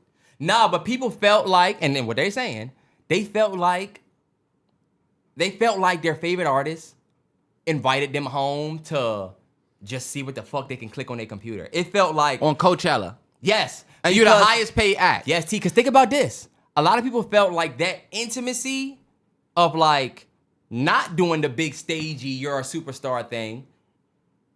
It didn't work for some people, but a lot of people, it worked because it felt more intimate. It felt like, oh shit, Justin just kind of up there joint chilling. Even though, but it didn't come off like Frank, who was just up there with a fucking, he looked so dumb, I'm sorry, the most overrated nigga ever. And I know Terrence won't agree with that because he loves Frank, but it was not Frank level, T. He at least still... I think it was Frank level preparation. I just kind of feel like you going out there and doing, like I told Terrell, you going out there and doing your hits also, to me, feels kind of cheap. Yes, people going to love you. What did I just say last week, y'all? Kanye West. We can name Drake. But see, everybody... Thug did his hits and you loved it. Thug did his hits, but Thug not up there searching on Google memes and searching on YouTube memes before. Trust me, when I watched the Young Thug performance, I was not expecting the greatest performance ever, but the hits grabbed me. I want y'all to think about what we said last week about being snake charmed. Like, it seemed like his fans were so appreciative that he did the hits that it made up for lackluster production. And I'm not saying lackluster production, more so I'm saying lackluster preparation. You are Justin Bieber, the highest paid. If I'm another act that didn't get paid as much as you and look at everything we put into Coachella, You know what I mean? Yeah. Watching you get the most money and you just up there Googling shit. I'm sorry, maybe it's just me. Look. Bieber, you're not that much of a legend yet. Maybe to your fans. But that's the thing. You not, even a Breezy can't, I don't think, even Chris Brown, even some of the biggest performers in the world couldn't get on stage and that be acceptable. I feel like only his fans are accepting that. But you're putting Justin Bieber, and this is what I learned. I'm a Beyonce fan, bro. You don't think that I'm a Beyonce fan, and I watched Beyonce walk out and say, "Oh, she's about to be incredible." She put on the best show that Coachella has seen. Justin Bieber is not a performer. He ain't go. Chris Brown, them. A lot of these niggas can't get up there and do that. And I'll even admit, like some of the small artists can't do that, also because they're also not Justin. You right. Not a small artist. I'm saying a bigger artist that gets that would not get treated this way. I'm sorry. Yeah, but not Beyonce. And a lot of people said Katy Perry. A lot of people felt like Katy Perry said what she said because Katy Perry felt like she would never be able to get up there and do that. Like a lot of people felt like only Justin can do this. But Justin, they say, is the ultimate troll. This is the most Justin thing ever. I don't feel like he's the ultimate. Terrence, but you don't know enough about Justin. I do. No, you don't. You're making it clear you don't know. Justin Bieber is, I don't know, maybe I'm missing it. Justin Bieber is not the ultimate troll. No, you're not. Okay, you just been doing what his he fans just been say. doing weird shit lately. I told Terrell, I'm not buying it either. Why are you a troll? Why? Niggas will be like, oh, and I ain't not trying to go too far, but like, I don't give Justin outs. You're a rich celebrity who's been rich since you were young. Not saying that you don't have nothing going on, but I don't look at you like a troll. You're just Justin Bieber who shapeshifts. You know? You just do whatever the fuck you want for real. Drop when you want, whatever. Sometimes you black. I don't look you do at the you. R&B thing. Yeah. Then you go back to your white family. Yeah, you and got niggas you on like- the album and niggas talking. let you. Yeah, you got Drewski on the album saying that you basically fuck out of here, whatever. And y'all know how we give it up with, about Justin Bieber. Yeah, My thing is come this on, though. We've been doing good without being haters. This thing, and I'm not trying to hate. All I'm saying is I don't look at Justin Bieber as a troll, so that you doing this is expected. Nah, you getting on the Grammy stage with just your boxers was weird. That was kind of weird. But you perform your song, and it's already bet this is the song we all like. Now this is just kind of giving. But if his fans are saying that's his shtick, is to do the unorthodox thing. Y'all remember when Frank did Coachella? Do y'all remember his fans trying to talk about how he wasn't an outside guy? All those excuses are cool, Terrell. I'm just saying. Frank and Justin are different because Justin low-key pop out way more than Frank, who haven't dropped in years. And the last thing he dropped, y'all loved. We're not talking about, first off, Frank Ocean is 5 times the artist than Justin Bieber. Can we do that? No, I wouldn't even say that, T. Frank Ocean is doesn't have 3 times the artist that Justin Bieber is. I don't think so. Justin Bieber can sing. I don't think Frank Ocean, y'all, don't make me start, T. And I'm not even a believer.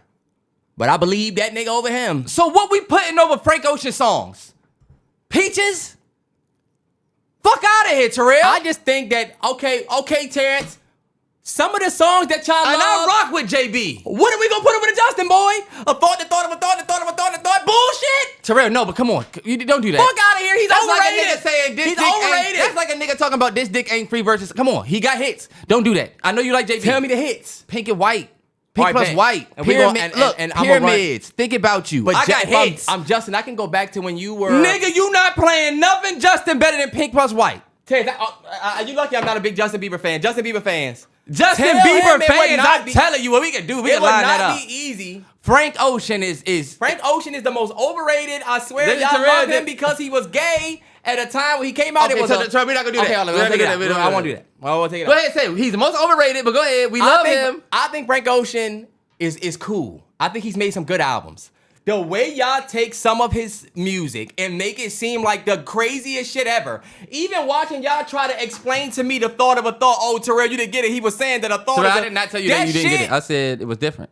Terrence, no, that shit was. Go watch my react. Yeah, go watch my reaction to Blonde.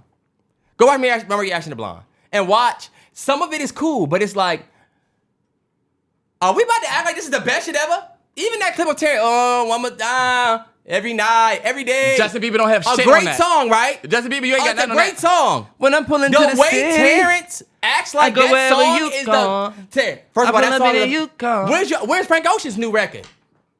That nigga haven't put out a record I in feel years. like Justin Tell Bieber that is nigga a come dope. outside. Justin Bieber is a dope artist, but then also I feel like Justin Bieber is kind of like surface level dope.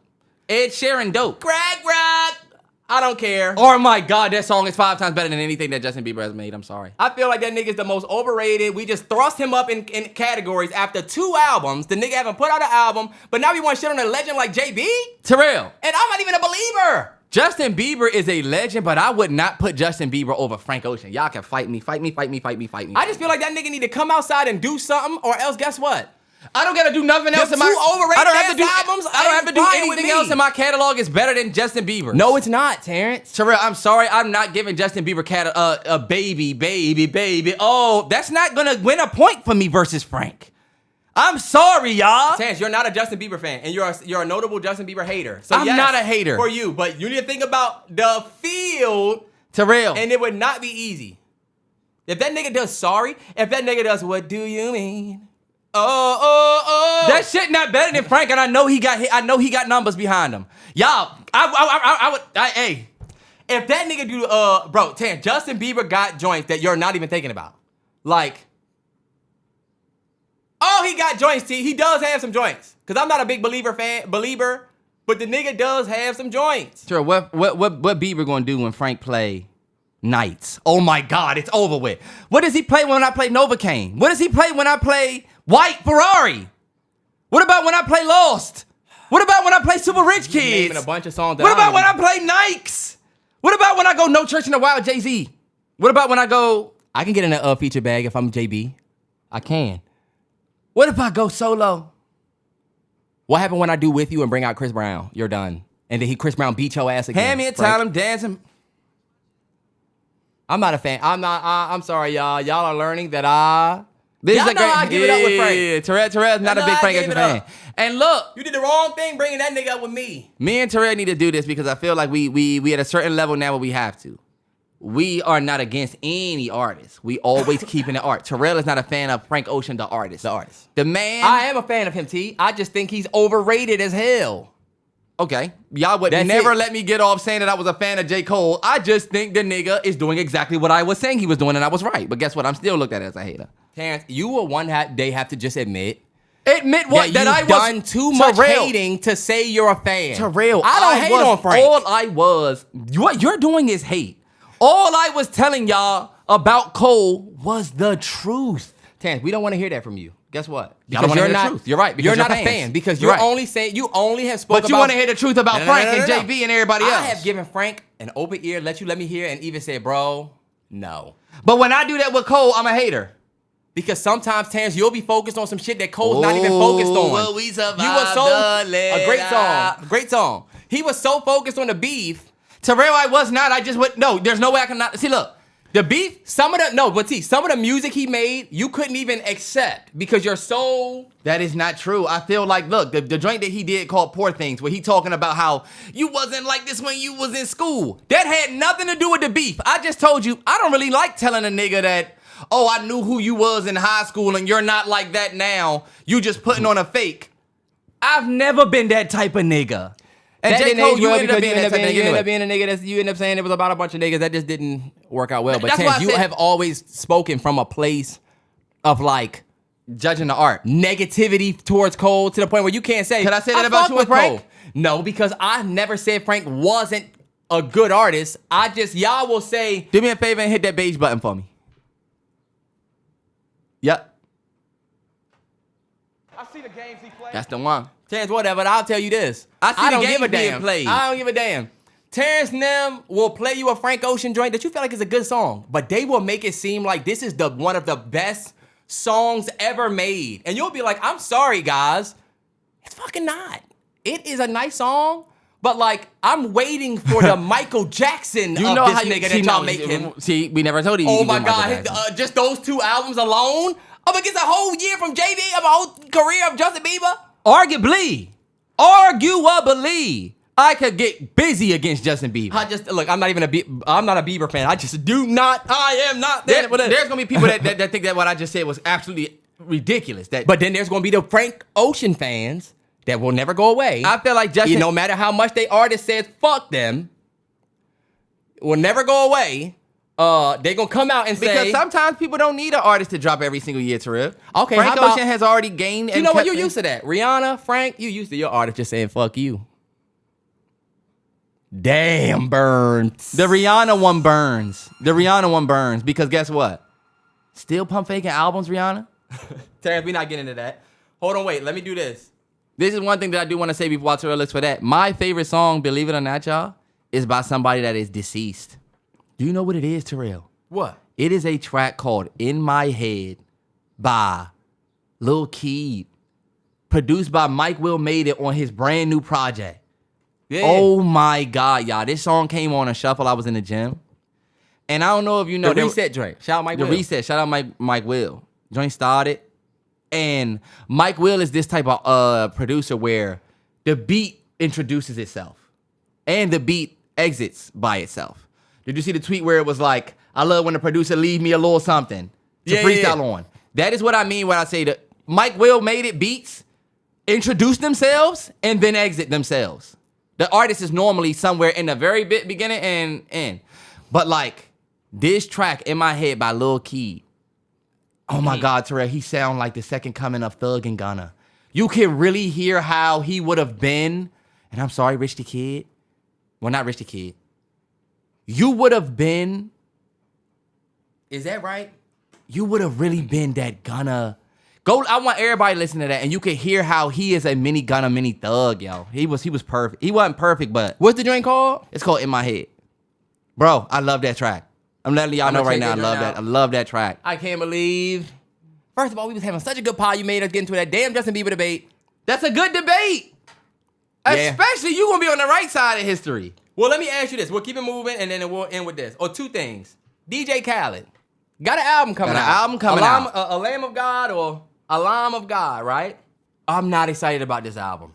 I'm not excited either, DJ Khaled. It's just because your recipe, DJ Khaled, has been to like bring these artists together and curate this artist, that artist. Your name being at the top of some shit isn't necessarily a seller anymore. I feel like he learned that kind of this. You know what I realized? I feel like the culture got put on the forefront in 2024. The culture got put on the forefront in 2024. And I feel like your whole thing is, we the culture, we. And then you went missing. You know when he really went missing? Well, we know. Yeah. Yeah. I feel like the culture, you talking about. All I'm saying is DJ Khaled has been so far removed from everything that's been going on recent that it just kind of seems like, damn. It seemed like off. where you been more than, and people were talking about, you know, the baby. Y'all see the clip of Jay-Z listening to that Lil Baby verse? I'm sorry. It didn't seem like Jay-Z was rocking with it, and neither was I from the snippet. Yeah. Like, maybe not baby. We've gotten every chance I get. We saw the clip where you doing every chance I get. We saw you doing that. It's kind of like, it seemed like a reach for the moment again. Like, even baby Khaled, got shit to prove, kind of. DJ Khaled would normally pop out with his Drizzy first. Let's just keep it a buck. You're going to pop out with that Drizzy feature first. Even like... Yeah.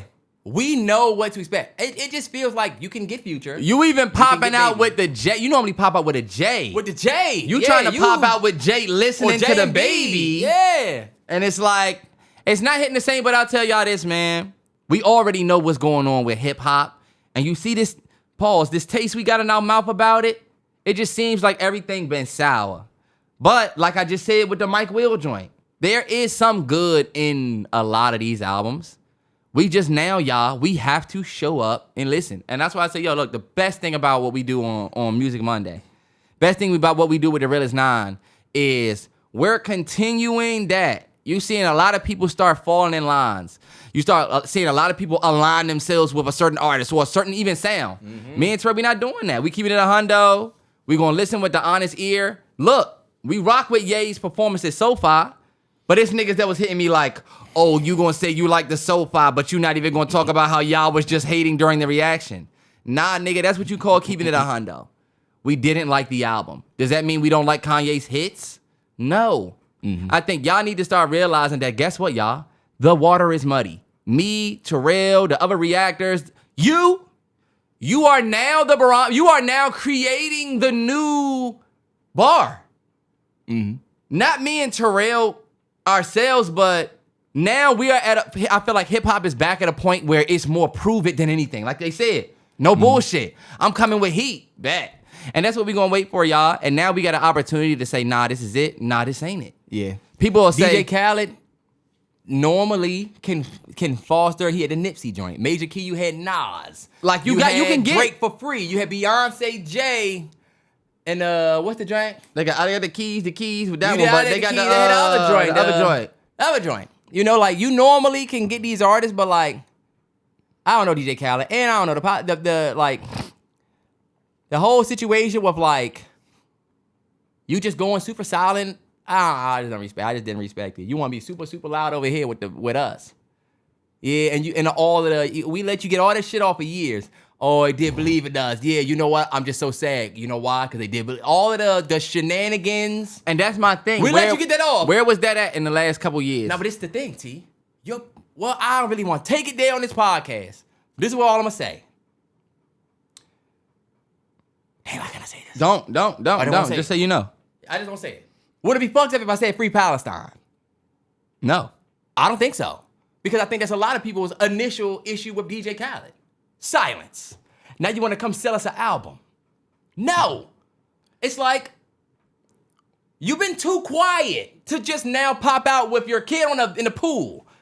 Yo, people over there getting this killed. motherfucker look old as fuck. I mean, 'cause It's been years. I mean, I don't know, man. Maybe I just think maybe that's me being or whatever. But I ain't trying to get whatever. I don't give a fuck. Nah, yeah, too quiet if you ask me. Too quiet.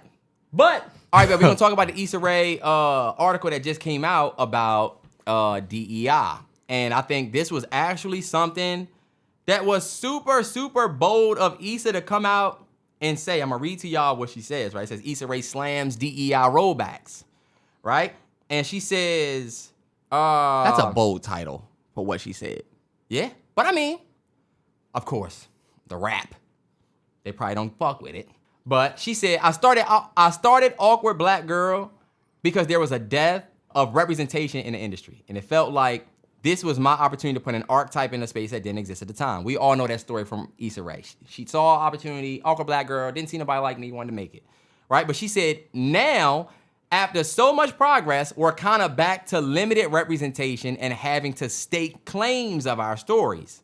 We're back to where we started in a way, but just wiser. Creators and executives are tiptoeing around it. And she said that even some executives of color have told her that they can't co-sign her because of fear of losing their jobs on this, right? Damn, yeah. But the last thing she said, I'll wrap it here and get your thoughts. She says, people aren't investing like they were before. DEI has changed meanings and has become a bad word. She said that her project, her company gonna do the same thing they always done, which is to try and tell inclusive stories. But this is the point. She said, you gotta be smarter about how you package and market projects. You gotta tell them it's not a show about a black woman, it's a show about class. And she said, as icky as that might feel, it will get your show sold. And that's her in her producer brain talking to black creatives about how nobody really gonna say it. And it's funny because we always say, hey, where Issa Rae next joint at? Where's this next one at? And we always just think she doing this brand deal, that deal, that deal. But you don't think about the fact and the very real thing about how DEI rolling back and people like Target pulling out and big brands pulling out and the president being who he is and the world being where it is, that 100% probably affected a lot of the work that Issa and them did and set them back to the point where now you can't sell a project on DEI because now companies are trying to get rid of that. So now it's even harder to sell a script if you a Malcolm D. Lee, if you're a Will Packer. And that's why, like, you see black people trying to get people to go see this Me, You, and Tuscany joint with Halle, because we trying to show proof that we want black-led rom-coms. You know what I'm saying? Without having to over-explain. But this is what I've talked about this for years. And there's a couple sides of it. That's why I want to know what you think. And I don't know how y'all are gonna accept what I say about it, but at least y'all know I won't change my coin. Mm-hmm. Issa Rae, I've already told you, when Issa Rae came in, she claimed, I'm doing something because I'm not seeing enough of me on screen. Or when she did Awkward Black Girl, this is in what, 2018? 2017? She claims that we've never seen anything like Insecure before. I will say we did have an Insecure before Insecure. We just didn't have it with you. We've had black TV shows on TV forever. We never had one on a big network like HBO that had the legs that Insecure ended up having, but Insecure is on the top of a mountain with a lot of other shows on the bottom. I don't think that Insecure broke any barriers outside of the fact that it was the big black show on HBO, but it wasn't the first of its kind. But at a time when it happened, you can say... Yeah. At a time when it happened. Because, it's going to be a first. Yeah, but it didn't break any barriers, and this is exactly why I'm saying that. Look at where we are right now. Same exact place. And when we had this conversation a long time ago, when I was telling you about how Insecure was great, but people talk about it like it was Martin, and it wasn't. It was like loved like Martin, but it didn't do what a show like Martin or a show like Fresh Prince can do. You know what I mean? We didn't see Issa Rae and the people within the shows go on to do things much outside the show. That's not true. Lawrence is everywhere. Lawrence is everywhere, but arguably Lawrence was acting before Insecure. I'm not saying Insecure didn't help him, more so than I'm saying. But Insecure everybody knows you as Lawrence. That's your role. Hey, put it like this: Insecure is absolutely loved. All I'm saying, y'all, is it wasn't the first. And the reason why I'm saying it wasn't the first is because it did not open doors like y'all thought. I think she's 100% right about what she's saying, though. You can't sell a show like you sold Insecure. Insecure is the last, remember when I told you, just like us selling stuff and saying, hey, this black-owned soap, we don't give a damn. Does it help with my skin or does it help with hydration? It helps with hydration. Bet, give me that one. Like, it don't really matter if it's black-owned or not. Like she's saying. I get what you're saying. You don't now need to sell a movie, and think about it, she's saying it in a very nice way. You don't need to sell a movie and say, oh, this is for black girls and boys to go see. This is because we need to see. No. You need to sell a movie on what the movie is going to be about and then insert us then. This is the point. It's not about us trying to sell the black soap more than you at one point had your black soap in Target, and now that Target is repealing DEI, companies are like, we're not buying those scripts no more. It's getting harder to sell the scripts. It's the same thing. Because you're making a different point. Of course, yes. You don't want to just say, I got a story and everyone's black, right? Like Issa Rae was clear there. I get that. But I don't think that's the point. I think the point is more so. There's more than one point, but you're right. With DEI and how that conversation has gone, it has negatively impacted, you're right, how they're able to sell scripts. This dude said something that you might agree with. He said, I'll read you his joint. Because you shouldn't necessarily need... Listen to this. He says, at the end of the day, if it has a black cast, black director, black writer, etc., it's a movie, it's a black movie, and black people, and there's no masking that from people who don't want to see it anyway. So just make sure it's good. That's it. That's exactly literally the point. I can agree with that. That's the point. I think that's Issa's point. You can't... It's not about what you didn't see growing up anymore. It's not about, and it's not about inclusion anymore. This is a good thing. It is about, is the script good? Is the story good? I don't think it's a good thing. What's your movie about? Because but that if makes it's it good seem enough, like we gonna put, if I'm Issa, if it's good enough, we gonna put, think about if you were Issa and you the production company. You like, okay, bet. Give us the good story. Let us worry about the representation. Don't come in so heavy. There's no on. That's how everybody end up white in the movie. Something, Terrell, no it don't, because we got Issa. You're not listening to what I'm saying. You're saying no one included. That's a good thing. That's a terrible thing. No. Terrell, no, I don't. You hearing it wrong. Okay, you saying. You're hearing me wrong. Okay, so tell me what you I'm saying mean. What Issa Rae is saying is when you sell your movie, you can't sell it like, hey, I'm trying to do something that's never been done before. I'm trying to show black people a show that they haven't seen. That is not the backbone of your show anymore like it was for Issa Rae. There's a big level of support that comes behind something like that. But what she's saying is... But why is she saying that, T? She's saying that because DEI has negatively impacted the rollback of DEI. I'm not saying it hasn't. What I'm saying is, she's saying is people are not investing like they used to in that. Because people are not investing like they used to in black-owned soap versus they just investing in a great soap that happens to be black-owned. You can't... That's not what she's saying, though, T. She's saying, why are you leaving out the DEI? The whole article is about her clapping down on DEI. What she's saying is because of the DEI shit, you now can't come in with a DEI type of angle to your story. Her saying, I want to make a story and you about think that's a good thing? Yes, because what it does is it takes away your story looking like it's all about a DEI type of inclusion movement. It look like you're trying to sell a story. We gonna take care of the representation. If I'm Issa, my production company, she basically saying if you're gonna come to us, don't focus on what we used to. Focus on what your story is about. But T, that's not what Issa's saying. I don't know why that's what I got from it. Issa said her company will do that, but the industry has basically co-opted what these big brands have been doing. She has her new production company called Hooray Productions, where she says they will focus on that. They will focus on inclusivity and telling stories. But from her experience, the industry has pulled back from black scripts in the midst of this DEI. So projects that would probably normally get greenlit and given a shot, some of these companies are saying, oh, DEI, no. The same way, it's almost like, think about how white people don't even really know what DEI is for real anyway. They just basically say, if you black, DEI. If you get the job, DEI. It's that same thing. It's not somebody coming in and saying, oh, I got a black business, and you saying, oh, it need to be more than that. That's not this. This is white people doing what they do with the DEI now in the film industry, and even black executives are scared to come out and say that. I didn't get it. That's not what I heard from her. Like, yes, that's happening, but I'm hearing her say how to sell your script. Not, oh, if you come in this way, then these white people are not going to let us succeed. And no, that was the beginning. It seems like the industry, like you said, because of the DEI bullshit and people being so mixed up on opportunity, right? But why do you call it DEI bullshit? Because it's the bullshit politically that was never a part of the film industry. Her even bringing that up, like, goes to show how it's infested the industry now. This is why I call it bullshit, because I've always felt like you shouldn't be selling your script. I've always felt like this. You should not be trying to sell a story because... I don't think anybody's doing that, T. What do you... trying to make it seem like people are coming into the store and saying, hey, I've got a script and it's black. I'm talking about what Issa Rae was saying. That's not what she's saying. What about what Issa Rae just said?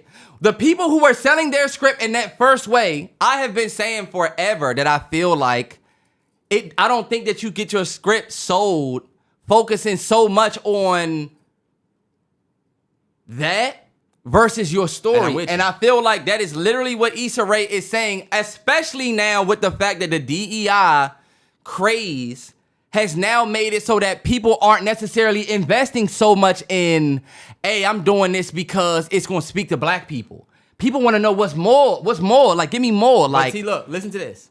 After she says, because I'm going to let you hear it again. You have to be smart about how you package and market your projects. You tell them it's not a show about a black woman. It's a show about class. She's not changing the fact that the show is about a black woman. I never said to change that. She's saying, in order for you to sell it to these white people, you have to resell your story in a way that they can hear it. That's literally what I'm saying. Let's just move forward. That's literally what I'm saying. They're going to see it. That's literally what I'm saying. Because you're stuck on her saying not just... Terrell, no, I'm not. I'm literally saying exactly that. When I was approached to adapt off a black girl, she said they talked about recasting everyone, including me, with celebrities. So it's like, well, no. And it's like, that is becoming... that what can I do for you? She said, look, I should have been like, I have these things for you that I specifically want to do, and I know what I want to say, and it took me a while to get here, but this is what I want to do. Like, she talks about how you had to be wiser in selling your black story. Not, that's exactly what I'm talking about. Don't come with a story that's just black. I never said that. I never said that. You just said... No, I did not ever say that. I never said that. You just said you can't come and just tell a black story Terrell, or just sell that's black literally soap. what I'm saying. It gotta be hydration or whatever. That's my thing. You can't just say, hey, we got black-owned soap, meaning you can't just come and think because you had a black story, that's all you need to say. You need to say more about your story and be smarter about how you package it instead of just thinking you can sell a story on the back of this is going to appeal to a certain group. Right, but the point of this whole thing is how DEI, the bad thing about DEI... I'm not saying anything bad about that. I'm saying exactly what she's saying. The way the DEI shit has aged... I'm not saying has got us here. Okay, bet. Like I'm not saying that. I'm not saying that it hasn't. But what I'm saying is exactly what she's saying. I bet. I just feel like we focus more on telling black people not to sell a black script versus the effects of DEI. We're talking about what, Terrell, no, we're not. We're talking about what Issa Rae said, which is you have to be smart about how you package it. This don't have nothing about black people not bringing their story. But see, that's one sentence of what she said about the whole thing is what Terrell, the whole thing is about repackaging. The whole thing is about DEI destroying black scripts. Terrell, the whole thing is about repackaging your shit because of that. It's not about that. This is not a topic about DEI more than it's about repackaging how you sell your shit. Terrence, this whole thing is about how DEI has even executives scared to speak on. So what? So I'm going to sell my shit different. So Issa is breaking. People are saying that she's bold for even saying. She is bold for saying. I'm coming out and saying she is bold. The way the industry looks at DEI has affected how we can even talk about our black stories. Yes. And all I'm saying is when you talk about it, I'm just expanding on what she said. Why are you making it seem like I'm disagreeing? I'm not. I never said just because I'm not focusing on the DEI part. There's nothing more for me to say about it. I'm telling you, yes, that is the exact reason why she's saying this. That is the exact reason why the industry is changing.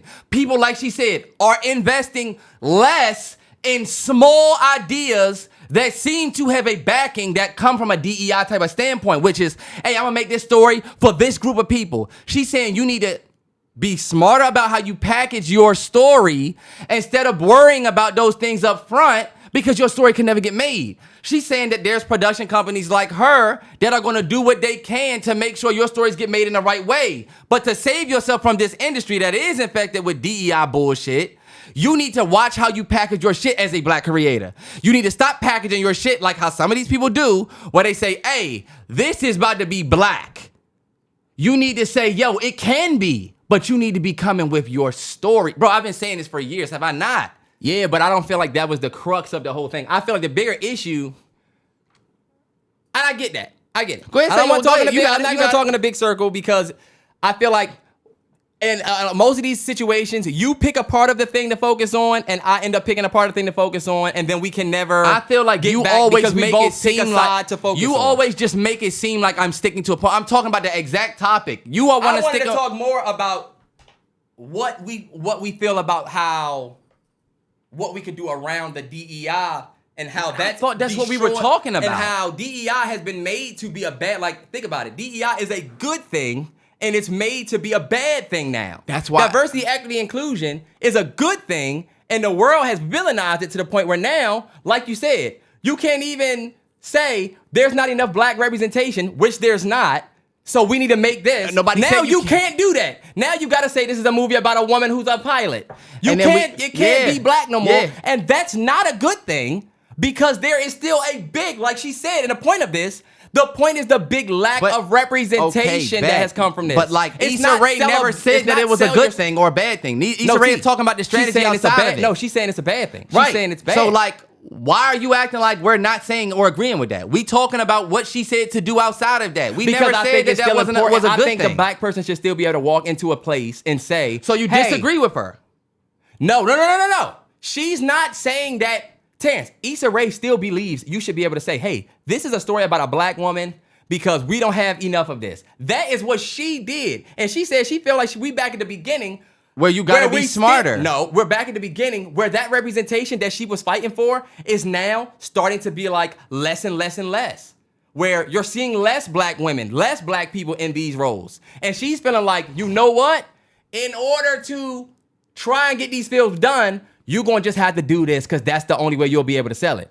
But I think she's speaking to the issue that black people should be able to walk into a studio, or the Hispanic person or whoever should be able to walk, the gay person, whatever, should be able to walk in and say, hey, this isn't being represented enough. I want to make a movie this way, and you shouldn't be DEI'd out the door, is the point. Not, don't, do you get that?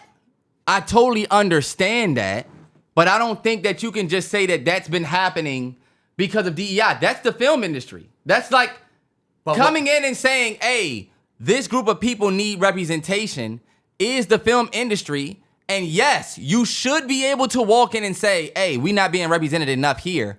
What she is saying, though, is that's not enough anymore. I agree with that. That's not enough to just come in and think that people are willing to invest what you believe is just something we need. They saying you got to package your movie up more to make it seem like you... Look at what Ryan Coogler did.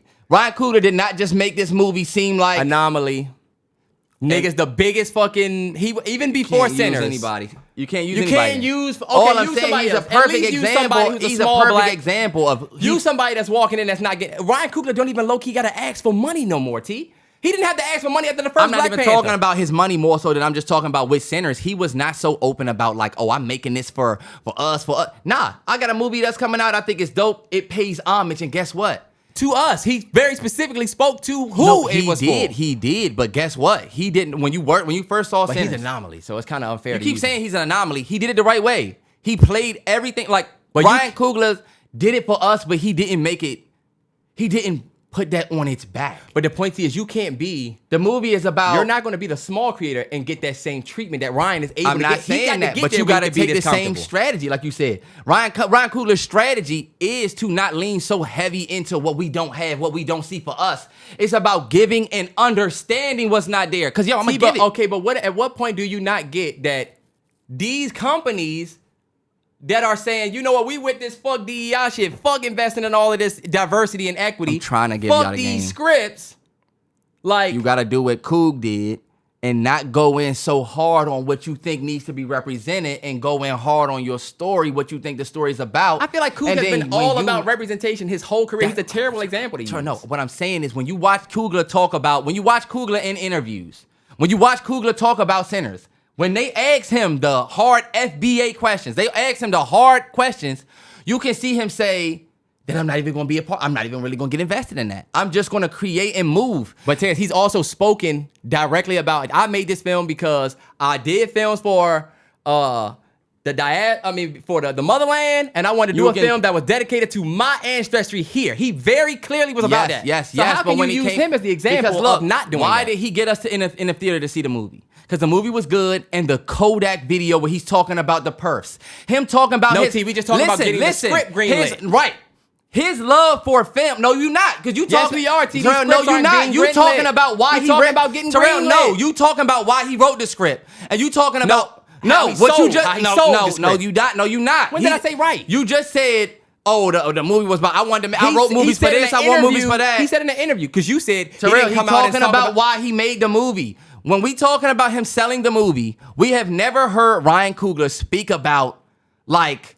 We talked on the podcast about how he was happy. Coogler he said sold that this was the about movie, Black Americans. When Ryan Coogler sold the movie, he did not say, this is for my black people to get out and have something. It wasn't that. No, we all knew it was for us, but it wasn't that. And son, I feel like that is what Issa Rae is talking about having to sell your idea and be a little bit more low-key about your true intentions of inclusion and all of that, because you can do it. It's just when you lead with it, people aren't as invested in that because of the bullshit. People would rather invest in a good idea than a good moment. She's not. I don't think that she came out and tried to slam the industry. I think she was trying to help. That's my only thing. I don't think she was coming out saying the industry is so fucked. I think she was coming out saying that when you sell your story, you have to sell it this way. Whatever. I think it was dope that Issa put her literal career on the line for this by doing something that other black executives are afraid to do. I don't think that she put her career on the line by saying this. To how the way the United States, the way the industries have treated DEI in the retail space and all of the other markets that We Make Money, where people was all about DEI before Donald Trump and them got in and took everything away. Not and arguing now people against don't any have, of that. I'm people not don't arguing have against Pride any Month of that. shit no more. People don't do Black History Month shit no more. Like, we started to see all these layers of diversity, equity, inclusion being taken away. And Issa came out and spoke to how that is starting to affect the industry in a way that people are not talking about. Like, and now you can't even sell a story on a person you don't see no more. Now you got to try and just sell the story of it, because if you speak about it in a way where you speak to them being Black or you speak to the representation, they're going to DEI kick you out of the office. I don't see how you're deducing, that mean we need to go into, that mean we need to change how we... Because we don't control the industry, and what she's saying is there's not too many hooray production companies, or there's not too many 40 Acres and a Mule, Tyler Perry. There's not so many Black production companies where we get to go in and just say, hey, I want to make the blackest shit ever for my Black people, and then expect to get investors all over. If you want to get your movie made, it's easier for you to not sell it Black. Your soap, your shirts, your everything. We've talked about this.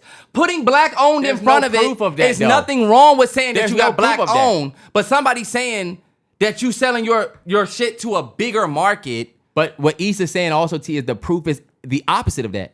Where is the proof in the opposite? Where is the proof in the opposite? Issa's coming out and saying that after all of the progress they made, they're right back at square one. Which means the strategies back then were not working. Which is why she's giving you a new strategy. Because going in and saying, I want to make this Black show with this Black girl for Black girls, they want a little bit more than that. You can do all of that. They're saying don't lead with that. Lead with what you want your show to do. Lead with what you want your show to be about. It can touch whoever you want it to touch. It's just about Issa saying if you want it to get made, if you want support, the industry doesn't seem to be leaning in to, and that's the issue. All right, y'all, we're not going to bleed it. We're going to go straight to a movie suggestion of the week. I'll start. Man, I've been watching The Pit again. HBO, Noah Wild, the whole cast. Yeah, and also, I don't know if y'all saw Noah Wild got his star on the Walk of Fame, whatever, this weekend, but I've been back watching The Pit. Gigi can't watch because she be like, it's too serious sometimes. I ain't gonna lie, that joint is sad as hell. Do not watch that joint if you are going through anything with anybody that's sick. Because the motherfuckers in that show die left and right, hemorrhage left and right, bleeding, this motherfucker bleeding out. Damn, yeah. But The Pit has been a great, great show. And I'm only stuck in season 1. Yeah, they said season 2 is so good and won so many awards for season 2. I'm just finishing season 1. So that's my movie suggestion, man. The Pit, if you into like the ER, Grey's Anatomy, but like it's like a post-pandemic ER show where every show is 1 hour of a 15-hour shift. So episode 1 is 9 a.m., episode 2 is 10 a.m., 3 a.m., 11 a.m., and it just goes from there. So love the way they do it, and I think they kept it up with the second season, so I'm just getting through that now. That's what my vibe is. And what's that streaming on? HBO Max. HBO Max. All right, y'all, my movie suggestion of the week is going to be American Hustle. It's on Netflix. Oh, that's a goodie. David O. Russell. This is Amy Adams, Christian Bale, Jeremy Renner. Bradley Cooper. Bradley Cooper, a big one. De Niro. And Robert De Niro. Only reason why I recommend this movie is because it is a very well-directed movie. Love the music in the movie. A movie that came out in 2013 when we were... Finishing film school. In the middle, for real. Probably in the middle. So I feel like it's been a movie suggestion on this channel before, but it is on Netflix. So it is one of my favorite film soundtracks too of all time. Love the music. Love the music. Isn't that a David O. Russell thing? Like, isn't he that type of guy too? Kind of like Tarantino, where Tarantino will pick his own favorite movies, music, and add it to the movie. Yeah. David O. Russell did that with The Fighter. He did that with that's kind of his stick. Mm-hmm. He's not really a scory guy more than he gonna go find his song. 100%. Another thing that I like about David O. Russell is he is a character director more than a story director. Mm-hmm. Like, he is a story director, but he's also very big character. And I get a lot from directors like that because you get a lot out of those performances. And you'll see if you watch the movie, so many performances that I feel like are really good. That's one of those good ensemble cast movies. Yeah. That's one of my favorites. That's actually one of my favorites. I feel like Amy Adams in that joint. Did she get an Academy nomination for that? She got nominated. Jennifer Lawrence got nominated. The award. She might have won. Nah, Jennifer Lawrence won for Silver Linings Playbook. Yeah. American Hustle was a good moment for Jennifer Lawrence, though. That was like... That was. After your run, she got to play the... Yeah. American Hustle was fun, too. Like, it was one of those movies that was big enough for it. Knew it was going to be some awards. Yeah. But look, just to get out of here, Ep.299. Y'all know what's coming next week. The Big 300. The milestone. Big 300, yes, sir. And you know what? It's just the beginning for us, man. 300 is still, to me, feel like chapter 4. Toward the beginning, you know? There's people that got 500 episodes. Come on, we can get there. Yeah. And I take, you know what else? I give us a little bit more because we ain't doing 2 a week. Nah, yeah. That's why I feel like, we got time. Tess, you got anything before we get out? Nah, man, just stay safe. Y'all know the sun is coming out. So, hey, we back in the shorts. We back in the hoochie daddies. Man, hell yeah, I need a shop. Y'all stay safe. Take your vitamin C. Y'all know your boy was out there hurting. Don't be like me. Till next time.